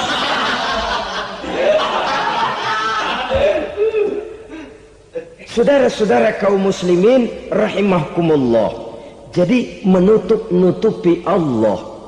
Akibatnya nanti kalau dia berhasil, Allah ketutupan. Kalau dia gagal, orang lain dicaci maki, dicari kambing hitam. Yang kambing hitam kan mahal. Karena orang sering cari-cari kambing hitam. Jarang orang mau jujur kalau bertemu kesulitan lalu mencari sebab pada dirinya sendiri. Yang paling enak ya nyalain orang. Loh. Lo begitu. Orang lain yang paling enak kita salahin. Au ya'malu fi mukhalafatil mun'im, atau dia melakukan sesuatu yang tidak sesuai dengan kehendak yang memberikannya nikmat. Diberikan kita tangan, mulut sih nggak berhenti, terima kasih Tuhan, alhamdulillah saya dikasih tangan. Cuma nih tangan enteng mat nabokin orang mulu. Itu sudah mukhalafatul mun'im, bertentangan dengan kehendak yang memberikan nikmat. Diberikan harta, mulutnya mah basah, terima kasih Tuhan, alhamdulillah dikasih harta, tapi pelitnya minta ampun,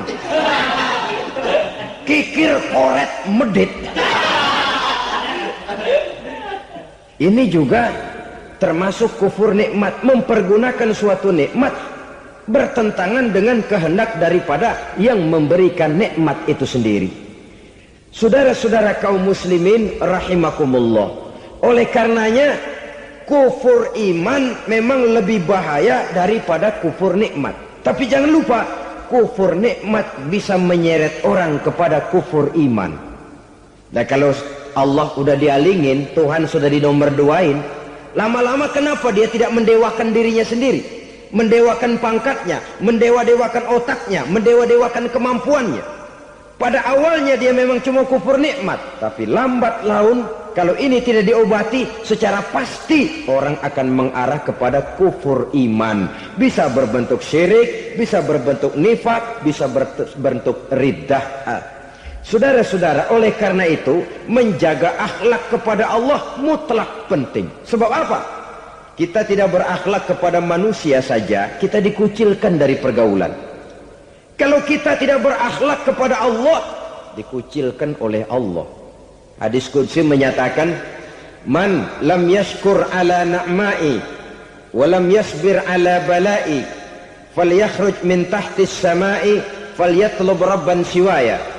Kata Allah, siapa orang yang tidak mau bersyukur terhadap nikmat yang aku berikan kepadanya dan tidak mau sabar terhadap ujian yang aku berikan kepadanya, falyakhruj min tahtis sama'i, persilakan saja keluar dari kolong langitku, waliyatlub rabban siwaya, tolong cari Tuhan lain selain daripada aku.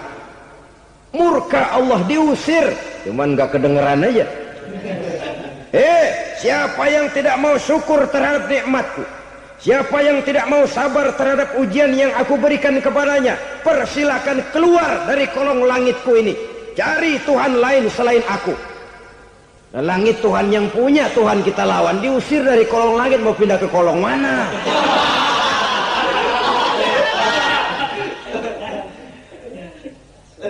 Jadi jangan merasa kufur nikmat kan enteng. Iya, kelihatannya begitu, tidak sebahaya kufur iman. Tapi kufur nikmat ini merupakan anak tangga yang kalau kita sudah mulai naik, kita akan naik terus sampai kepada tingkat di mana kita mengalami kufur iman. Kalau sudah ke sana, maka akhlak kita kepada Allah terkenalah erosi, terkena polusi, hancur akhlak kepada Allah, dan itulah sumber kesengsaraan abadi.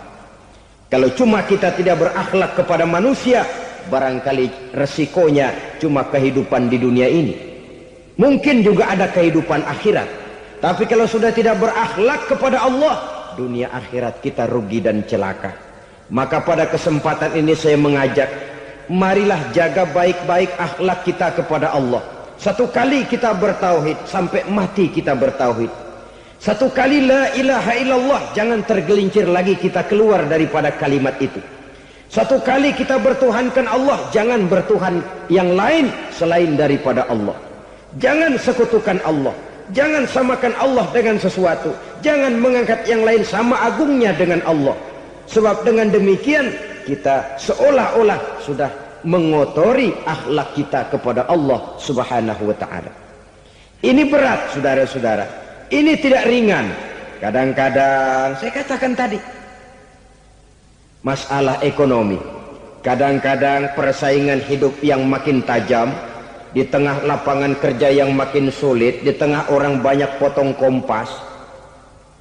Kalau berpatokan kepada nilai tauhid, la ilaha illallah, Tidak ada Tuhan selain Allah, maka saya tidak akan takut kecuali hanya kepada Allah. Saya tidak akan menggantungkan hidup kecuali hanya kepada Allah. Saya tidak akan minta rezeki kecuali hanya kepada Allah. Kadang-kadang situasi yang nekat membuat kita kehilangan keseimbangan, kehilangan pertimbangan, picik pandangan. Akibatnya kita merusak akhlak kepada Allah Subhanahu wa taala. Ironinya kan orang sekarang kalau ditanya, "Lu nyolong ya?" "Iya." "Kok berani?" "Emang." "Lu nggak tahu Tuhan lihat?" "Tahu." "Kok nyolong juga?" "Biarin." Kalau Tuhan mah lihat jangan kagak ribut. Nggak ribut katanya. Kalau orang lihat, 2 orang saja tahu, geger kelurahan. Ini kan sudah mendustai dirinya sendiri, sudah merusak akhlaknya kepada Allah Subhanahu wa taala. Tuhan nggak ribut katanya. Saudara hadirin yang saya hormati, jadi oleh karenanya akhlak kita kepada Allah merupakan basis daripada kehidupan beragama. Kalau itu sudah mulai rapuh, mulai terkena erosi dan polusi, mulai rusak, dikhawatirkan nanti nilai ibadah kita kepada Allah juga akan turut ambruk karenanya.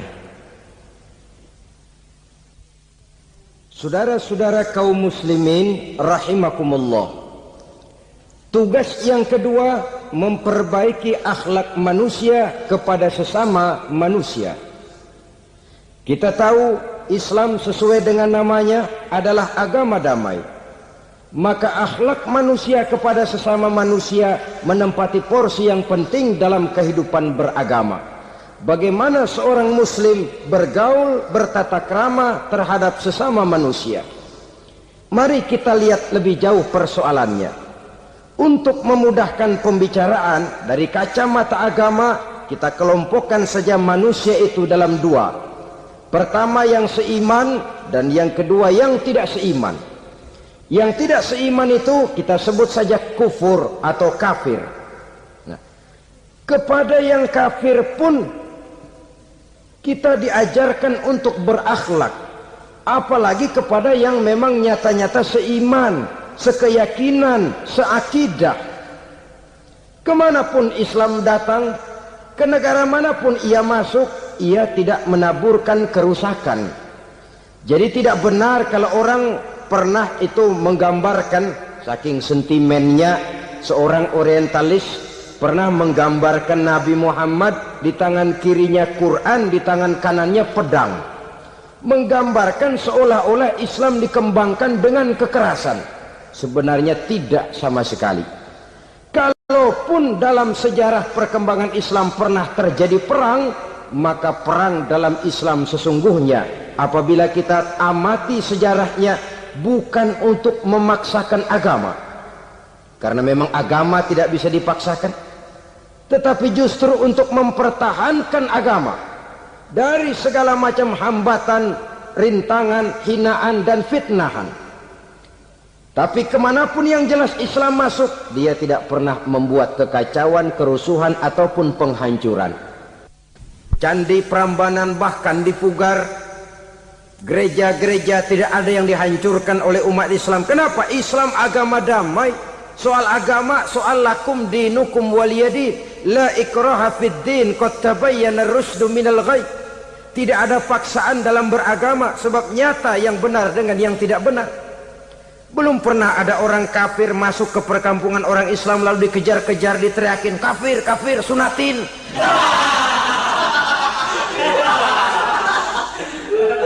Belum pernah. Kenapa? Islam menghormati orang lain agama. Nah, yang kafir ini macam-macam saudara. Ada kafir harbi. Nah, ini kafir kerok.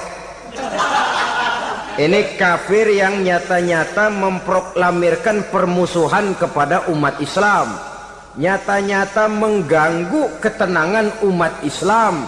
Kafir yang seperti ini yang boleh diperangi. Misalnya kita mau sembahyang Jumat dijagain, nggak boleh sembahyang Jumat, getok palanya.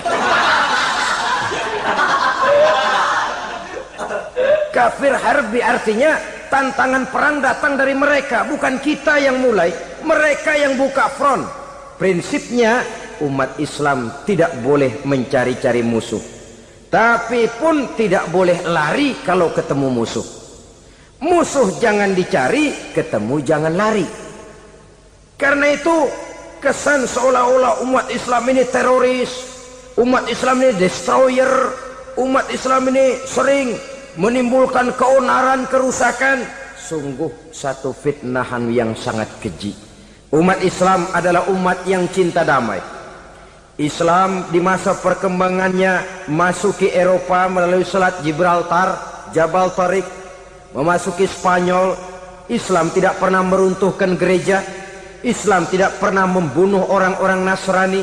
Bahkan Islam mewariskan peradaban dan kebudayaan yang begitu tinggi nilainya di bidang ilmu pengetahuan. Sampai ketika itu Barat banyak mengkaji ilmu pengetahuan dari dunia Islam. Buku-buku berbahasa Arab diterjemahkan ke bahasa Yunani, dipelajari oleh para cendekiawan di negeri Barat sana. Mereka mengambil manfaat yang banyak dari masuknya Islam ke Eropa. Sementara gereja tetap berdiri dengan megahnya. Kuil-kuil tempat peribadatan tidak satupun yang diusik-usik. Kenapa? Islam agama yang cinta damai.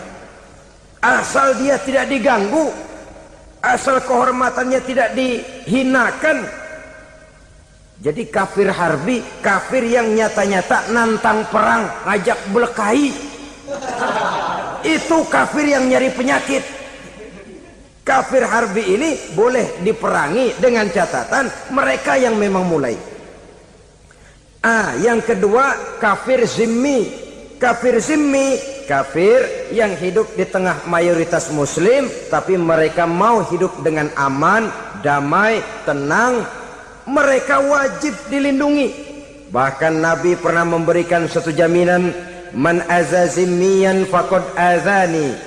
Siapa yang mengganggu orang kafir zimmi sama saja dengan mengganggu saya. Kehormatannya dijaga, harta bendanya dilindungi, anak istrinya pun dilindungi. Dan ini jadi kenyataan. Saudara bisa lihat di negara-negara yang mayoritas penduduknya beragama Islam, orang-orang kafir di luar Islam hidup dengan tenang, aman, damai. Di Saudi Arabia, di luar tanah haram, di luar Mekah dan Madinah, banyak orang-orang kafir mencari nafkah. Mereka tenang, aman, dilindungi undang-undang. Begitu di Mesir, begitu di negara Indonesia yang berdasarkan Pancasila ini. Kehidupan beragama menimbulkan gairah, rukun, tenang, aman, damai, sepanjang tidak saling ganggu, tidak saling usik, menghargai orang yang sudah beragama, tidak menjadikan penganut suatu agama sebagai sasaran dari dakwah agama lainnya. Saudara-saudara kaum muslimin rahimakumullah. Jadi memang oleh Al-Quran kita dianjurkan asidda 'alal kuffar ruhama bainahum. Tegas kepada orang kafir, kasih sayang kepada sesama muslim. Tapi tegas bukanlah berarti marah-marahan, bukan berarti musuh-musuhan, bukan ngajaki perang. Tegas dalam arti punya garis tentang kehidupan beragama, lakum dinukum waliyadin. Soal kehidupan sosial, mari kerjasama. Bangun jalan, ayo rame-rame. Siskamling, mari bebarengan. Bikin puskesmas, mari sama-sama. Tapi kalau sudah soal agama, itu tidak perlu ada toleransi agama. Yang perlu toleransi antar umat beragama. Kalau umatnya mau kerjasama silakan, tapi tidak menyangkut soal ibadah. Jangan kerjasama di bidang ibadah. Itu kerjasama yang salah pasang, saudara-saudara. Sehingga dengan demikian toleransi adalah menyangkut kehidupan antar umat beragama. Sedangkan agama sendiri punya kapling yang nyata. Sehingga dengan demikian tegas kepada orang kafir dalam arti kita punya satu kepribadian. Tidak ngambang. Nggak, lalu kalau ditanya orang, sebenarnya agama lu apa sih? Gua mah gimana musimnya aja. Agama pakai musim kayak rambutan. Akhirnya ya begitu, musim-musiman. Ke masjid kelihatan, ke gereja hayo, ke candi nongol, ke apa? Bingung malaikat bagaimana nyatetnya nih bocah ini. Di mana aja ada. Kita punya satu kepribadian, saya muslim dan garis saya ini, lakum dinukum waliyadin. Bagi Tuhan persilakan agama Tuhan, bagi kami agama kami. Kami hormati Tuhan, Tuhan hormat kepada kami. Tapi soal agama, kaplingnya jelas. Kerjasama, mari urusan muamalah, bidang sosial. Yuk kita sistemling sama-sama dengan orang lain agama. Mari jaga kerukunan, kesatuan, persatuan, kekompakan. Perbaiki jalan yang rusak, mari sama-sama. Mendandani jembatan yang runtuh, mari sama-sama. Tapi sembahyang, kaplingnya lain-lain. Sebab Nabi juga dulu pernah ditawarkan begitu loh sama kafir jahiliyah dulu, Quraisy itu. Sudah Muhammad, sekarang begini saja, kita join aja daripada marah-marahan. Hari ini saya oke menyembah Tuhanmu Allah, besok gantian kamu menyembah Tuhan kita Latta, Uzza, Manat dan Hubal. Turun, qul ya ayyuhal kafirun la a'budu ma ta'budun. Soal ibadah kaplingnya jelas, tidak boleh dicampur adukkan. Sebab kalau tidak, kita akan mulai kehilangan identitas diri, dan disitulah krisis kehidupan keyakinan beragama dimulai dari krisis identitas. Hujan gede kan mulainya gerimis dulu. Di mana-mana ya gerimis dulu. Gerimis makin lama makin gede, kita akan mulai dengan kehilangan identitas diri. Dari sana nanti kita malu mengakui keislaman kita. Kalau orang Islam malu mengakui keislamannya, ini kan ironi, menyedihkan. Ngakui Islamnya saja malu, menonjolkan keislamannya malu, tidak ada rasa bangga beragama. Padahal ini modal dasar. Hanyalah dengan rasa bangga beragama kita lalu konsekuen. Bangga yang tidak konsekuen, wah pokoknya kan gua kan Islam, agama yang paling benar. Tapi hidupnya sendiri jauh dari tuntunan Islam. Itu bangga yang tidak beralasan, bangga yang tidak perlu dibanggakan sebenarnya. Kebanggaan yang membuat kita konsekuen dan dekat dengan kehidupan beragama. Jadi dengan demikian saudara-saudara, kepada non muslim kita juga harus berakhlak. Bukankah ini sudah dicontohkan oleh Rasul? Bagaimana beliau disambiti orang di Taif, yang menyambiti malah didoakan. Bagaimana Suraqah mau membunuh beliau, malah Suraqah didoakan. Bagaimana Abu Jahal dan Abu Lahab saking mangkalnya. Ini Abu Jahal pernah gali lubang di kamarnya sendiri, di depan tempat tidurnya. Setelah dia gali lubang, ditutupin pakai keraras korma. Lalu dia tarik selimut, belagak meriang. Dia pesan pesuruhnya, bilangin Muhammad encangnya meriang. Pamannya sakit, minta ditengokin. Nabi dengan segala husnuzonnya berangkat nengokin. Abu Jahal dari balik selimut ngintip. Itu dia Muhammad, itu dia tuh. Dia tuh, masuk Dani, masuk. Mulai di jalan, senang Abu Jahal. Terus dah. Begitu ke pelosok, masuk ke lubang, gue pendem terus dah. Memang niatnya mau mencelakakan Nabi. Sudah tinggal beberapa langkah lagi Nabi akan berjalan ke arah lubang itu. Malaikat Jibril ngasih tahu, Muhammad, Abu Jahal pamanmu cuma pura-pura sakit. Di depan tempat tidur itu ada lubang sudah dia gali untuk menjerumuskan kamu. Sudah balik pulang. Balik badan Nabi, sudah hampir mau melangkah, kakinya malah muter pulang. Abu Jahal yang ngelihat Nabi sudah hampir jatuh nggak jadi, balik pulang, lupa kalau lagi sakit. Udah Muhammad buruan sini. Nabi ke pintu, dia kejar, dia lupa sama lubang yang dia gali. Begitu dia kejar, dia yang ke pelosok masuk ke dalamnya. Sejak saat itu ada pepatah, man hafara hufratan waqa'a fiha. Siapa yang suka nggali lubang, dia sendiri bakal terpelosok ke dalamnya. Jatuh dia ke lubang yang dia gali. Padahal ya paling banter 2 atau 3 meter paling dalam. Dari dalam lubang itu dia teriak-teriak, Muhammad, tolongin, pamanmu kecebur. Kasih tahu Muhammad, kasih tahu. Datang lagi lah pesuruhnya, Muhammad, paman mau Abu Jahal kecebur, minta tolong diangkatin. Sudah diulur tambang, habis sambung lagi, nggak bisa sampai. Masa iya cuma kamu yang bisa nolong? Apa yang dilakukan Nabi? Balik mau nolongin. Akhlak. Kita kalau ada orang gali lubang buat nyeburin kita, dia sendiri yang kecebur. Gorok gua kagalemin lo. Mati sekalian dah. Nabi mah enggak, balik nolongin tuh Abu Jahal.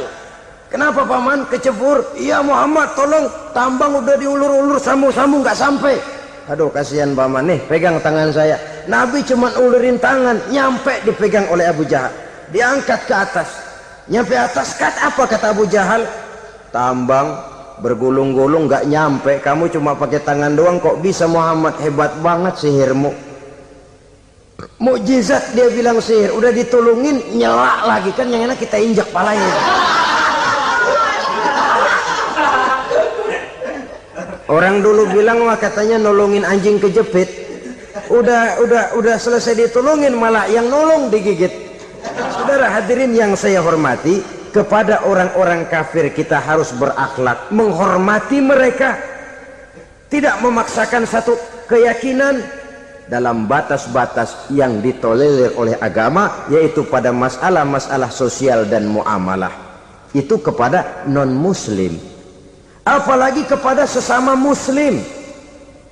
Baik akhlak kepada orang tua, akhlak kepada guru, akhlak kepada jiran atau tetangga, itu semua termasuk dalam akhlak kepada sesama manusia.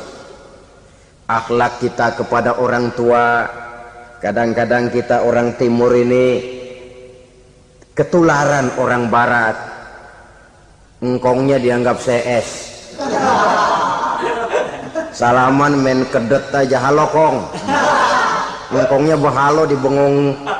Saudara-saudara kaum muslimin rahimakumullah, akhlak yang tua kepada yang muda, akhlak yang muda kepada yang tua, kepada jiran dan tetangga, kepada sanak famili dan handai tolan, pendeknya kepada sesama muslim. Tetangga ada haknya, ada hak tetangga yang kalau kita berakhlak itu harus dipenuhi. Contoh kecil, kalau saya beli radio, itu saya dong boleh berpikir, ini radio saya beli pakai uang saya setel di rumah saya, sekeras-kerasnya ada apa sama orang lain? Radio gua, yang beli gua pakai duit gua, gue setel di rumah gue, ada urusan apa sama orang lain? Itu kalau menurut saya. Tapi tetangga sebelah saya kan bisa juga ngomong begitu. Mata gue yang ngantuk, gue tidur di rumah gue, kenapa suara radio lu masuk kemari? Ketika itulah lalu kebebasan saya nyetel radio dibatasi oleh kebebasan tetangga saya yang mau tidur. Ini sudah akhlak namanya. Umpamanya lagi ada Nabi ajarkan, iza tobakhta maraqatan fa'akthir ma'aha wa ta'ahad jiranaka. Kalau kamu masak sayur, banyakin kuahnya, bagiin tetangga kamu. Bukan bagiannya itu yang jadi soal, tapi akhlak kepada tetangga. Udah tahu tetangganya kelaparan, diseksa, goreng ikan asin, se-RW baunya ngayap, kembang kempis orang nungguin. Saudara hadirin ma'asyiral muslimin rahimakumullah. Jadi dengan demikian, kalau sudah kembali kepada orang-orang yang nilai imannya sama dengan kita, apapun organisasinya, apapun baju yang mereka pakai, kaos yang mereka pakai, jaket yang mereka pakai, kalau sudah seakidah, seiman, jaga akhlak kita. Pendapat boleh berbeda, kaos boleh tidak sama, jaket boleh beraneka warna, bendera boleh beragam-ragam, tapi ukhuwah Islamiyah ini utamakan. Adalah lebih baik mencari persamaan dalam kehidupan dan bukan memperbesar perbedaan. Hanyalah dengan mengembangkan nilai-nilai akhlak semacam ini, toleransi tidak hanya diperlukan kepada yang non-muslim, kepada sesama muslim pun toleransi. Artinya apa? Jangan memponis amalan orang lain. Yang usolli, yang tidak usolli, berjalanlah menurut keyakinannya masing-masing. Jangan lalu memponis, itu namanya nggak toleransi. Kamu nggak pakai usolli ya? Enggak. Brengsek. Kamu pakai usolli ya? Iya. Bid'ah. Lah dua-duanya kagak yang bener. Kalau yang sembahyang kagak benar, bagaimana yang kagak sembahyang? Apa itu yang benar? Toleransi, setuju dengan perbedaan pendapat, jangan memponis amalan orang lain. Karena kita hanya beramal, hak menerima adalah Allah Subhanahu wa ta'ala. Jangan sebentar-bentar mencap bidah, bidah dolala, finnar, neraka. Kayaknya neraka kapling orang tuanya kali. Gampang bener masukin orang ke neraka. Kita kadang-kadang bisa toleransi dengan orang luar, tapi kepada sesama muslim toleransi tidak sanggup kita adakan. Mengklaim merasa kita yang benar, orang lain salah semua, itu tidak toleransi namanya. Mentang-mentang jadi ustadz nih, satu-satunya ustadz di sini ya, semuanya mesti ngaji kemari. Kalau nggak ngaji kemari Islamnya kurang tapi bener.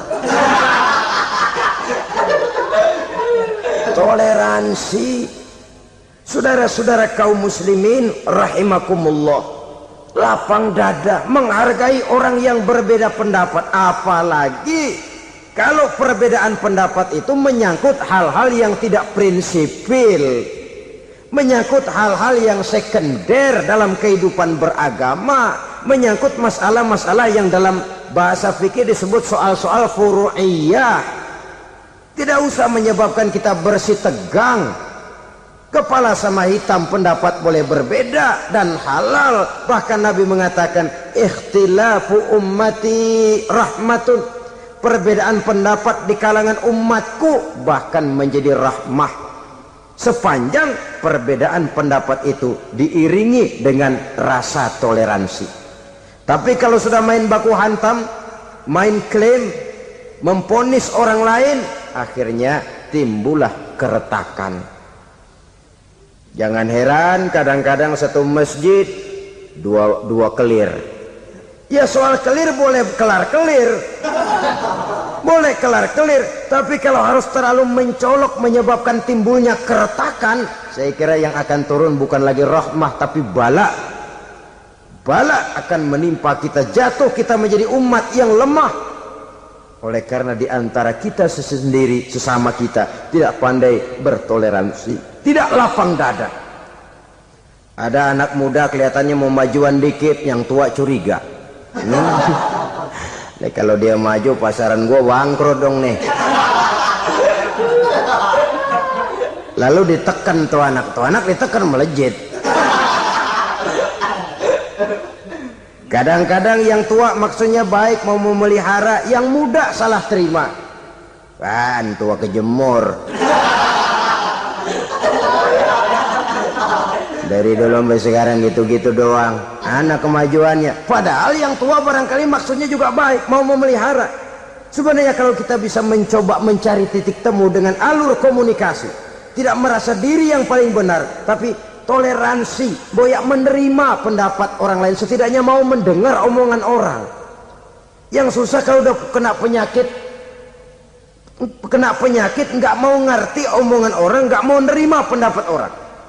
Kodok di kolong tempayan, cukeng kayu asem, asal ijo udah ijo aja, ijo dah, nggak ngerti omongan orang. Yang kayak begini yang orang jadi kesandung.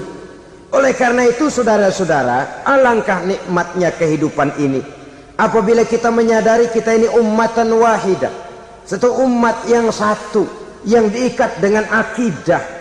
Kalau kepada yang non muslim saja kita diajarkan untuk berakhlak, apatah lagi kepada yang seiman, seakidah, sekeyakinan. Wajarkah perbedaan pendapat yang kecil-kecil lalu menyebabkan kita bertolak belakang, cerai-berai, centang perenang? Bila bertemu di jalan yang satu menyisih ke kiri, yang lain menyingkir ke kanan. Kalaupun juga bercampur di tengah kumpulan orang banyak, persis air dengan minyak. Yang atu melengos, yang atu madep mojok. Orang lain senyum, dia mau pada manyun. Saudara-saudara kaum muslimin rahimakumullah, realita ini walaupun tidak enak, pahit, tapi masih hidup di sebagian masyarakat kita. Ini yang perlu kita atasi. Soal toleransi kepada orang lain, sejarah sudah membuktikan. Mari kita jangan cuma bisa mengajak orang lain, umat lain untuk bertoleransi dengan kita, tapi kepada sesama kita. Toleransi ini perlu kita tegakkan, perlu kita bina, terutama di dalam kita menuju bentuk ideal daripada konsep ukhuwah Islamiyah ini, yang memang selalu kita akan cari bentuk-bentuk idealnya sejalan dengan perkembangan situasi dan kondisi yang dihadapi oleh umat. Perbedaan organisasi, perbedaan kepentingan organisasi tidak seharusnya menyebabkan kita merasa meremehkan orang lain dan mengangkat diri, mengklaim diri sebagai yang ter. Jadi dengan demikian, apabila yang pertama tadi akhlak kepada Allah dinamakan hablum minallah, maka yang kedua ini merupakan hablum minan nas. Jikalau baik akhlak kita kepada Allah, baik akhlak kita kepada manusia, nikmat rasanya menjalani kehidupan. Kadang-kadang orang akhlaknya kepada manusia baik, tapi kepada Allah tidak baik. Hormat sama yang tua, menyayangi yang muda, sama tetangga rukun, tapi sama Tuhan nggak mau sujud. Ini baik kepada manusia, tapi tidak berakhlak kepada Allah. Atau sebaliknya, sujudnya sama Allah mah tekun, bener khusyuk, bahasanya juga fasih, luar biasa. Tapi sama manusia sombong, takabur, ujub, merasanya dia doang yang paling benar. Sebab iblis itu ya, itu kadang-kadang datang lewat hati, dan memang selalu markasnya di situ. Kalau dia tidak bisa menggoda kita dengan yang lain, dia tumbuhkan sifat ujub. Dia bisikin, wah memang di kampung ini yang paling banyak ibadahnya ente, yang lain mana, lihat tuh kerocok semua.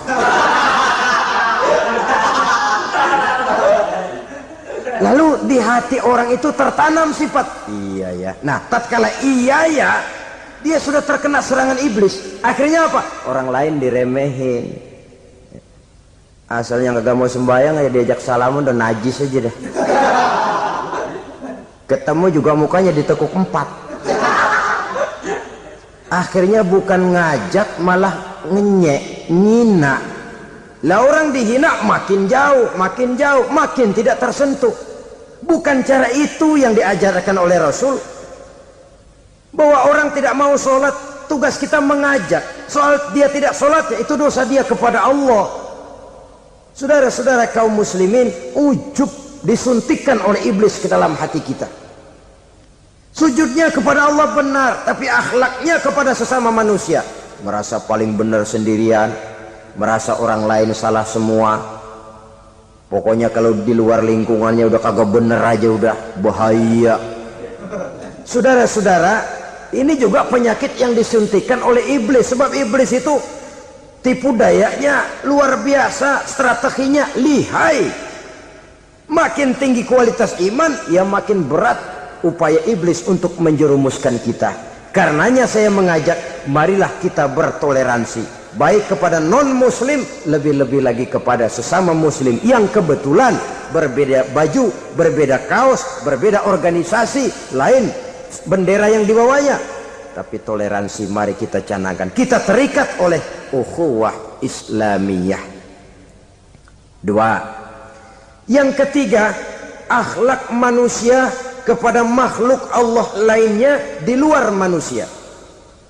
Islam, saudara-saudara, dengan berakhlak kepada Allah, berakhlak kepada sesama manusia, berakhlak kepada makhluk Allah di luar manusia, baik flora maupun fauna, maka mudah-mudahan akan terciptalah satu ekosistem, satu lingkungan hidup yang membuat kita nikmat menjalani kehidupan ini. Inilah saja yang kita bicarakan pada pertemuan kali ini. Terima kasih atas segala perhatian, mohon maaf atas segala kekurangan. Marilah kita membina nilai-nilai akhlak walaupun berat tantangannya. Sungguh lebih baik rakyat rendah yang berakhlak tinggi daripada pejabat tinggi yang berakhlak rendah. Karena nilai manusia pada akhirnya ditentukan oleh akhlaknya itu. Mau sukses di masyarakat, mari kita utamakan akhlak. Usikum wa nafsi bitaqwallah. Wassalamualaikum warahmatullahi wabarakatuh. Waalaikumsalam warahmatullahi Alhamdulillah, semoga ceramah ini menjadi pengingat dan sumber keberkahan bagi kita semua. Dukung terus dakwah ini dengan subscribe, like, dan share channel ngaji di Teras Online. Wassalamualaikum warahmatullahi wabarakatuh.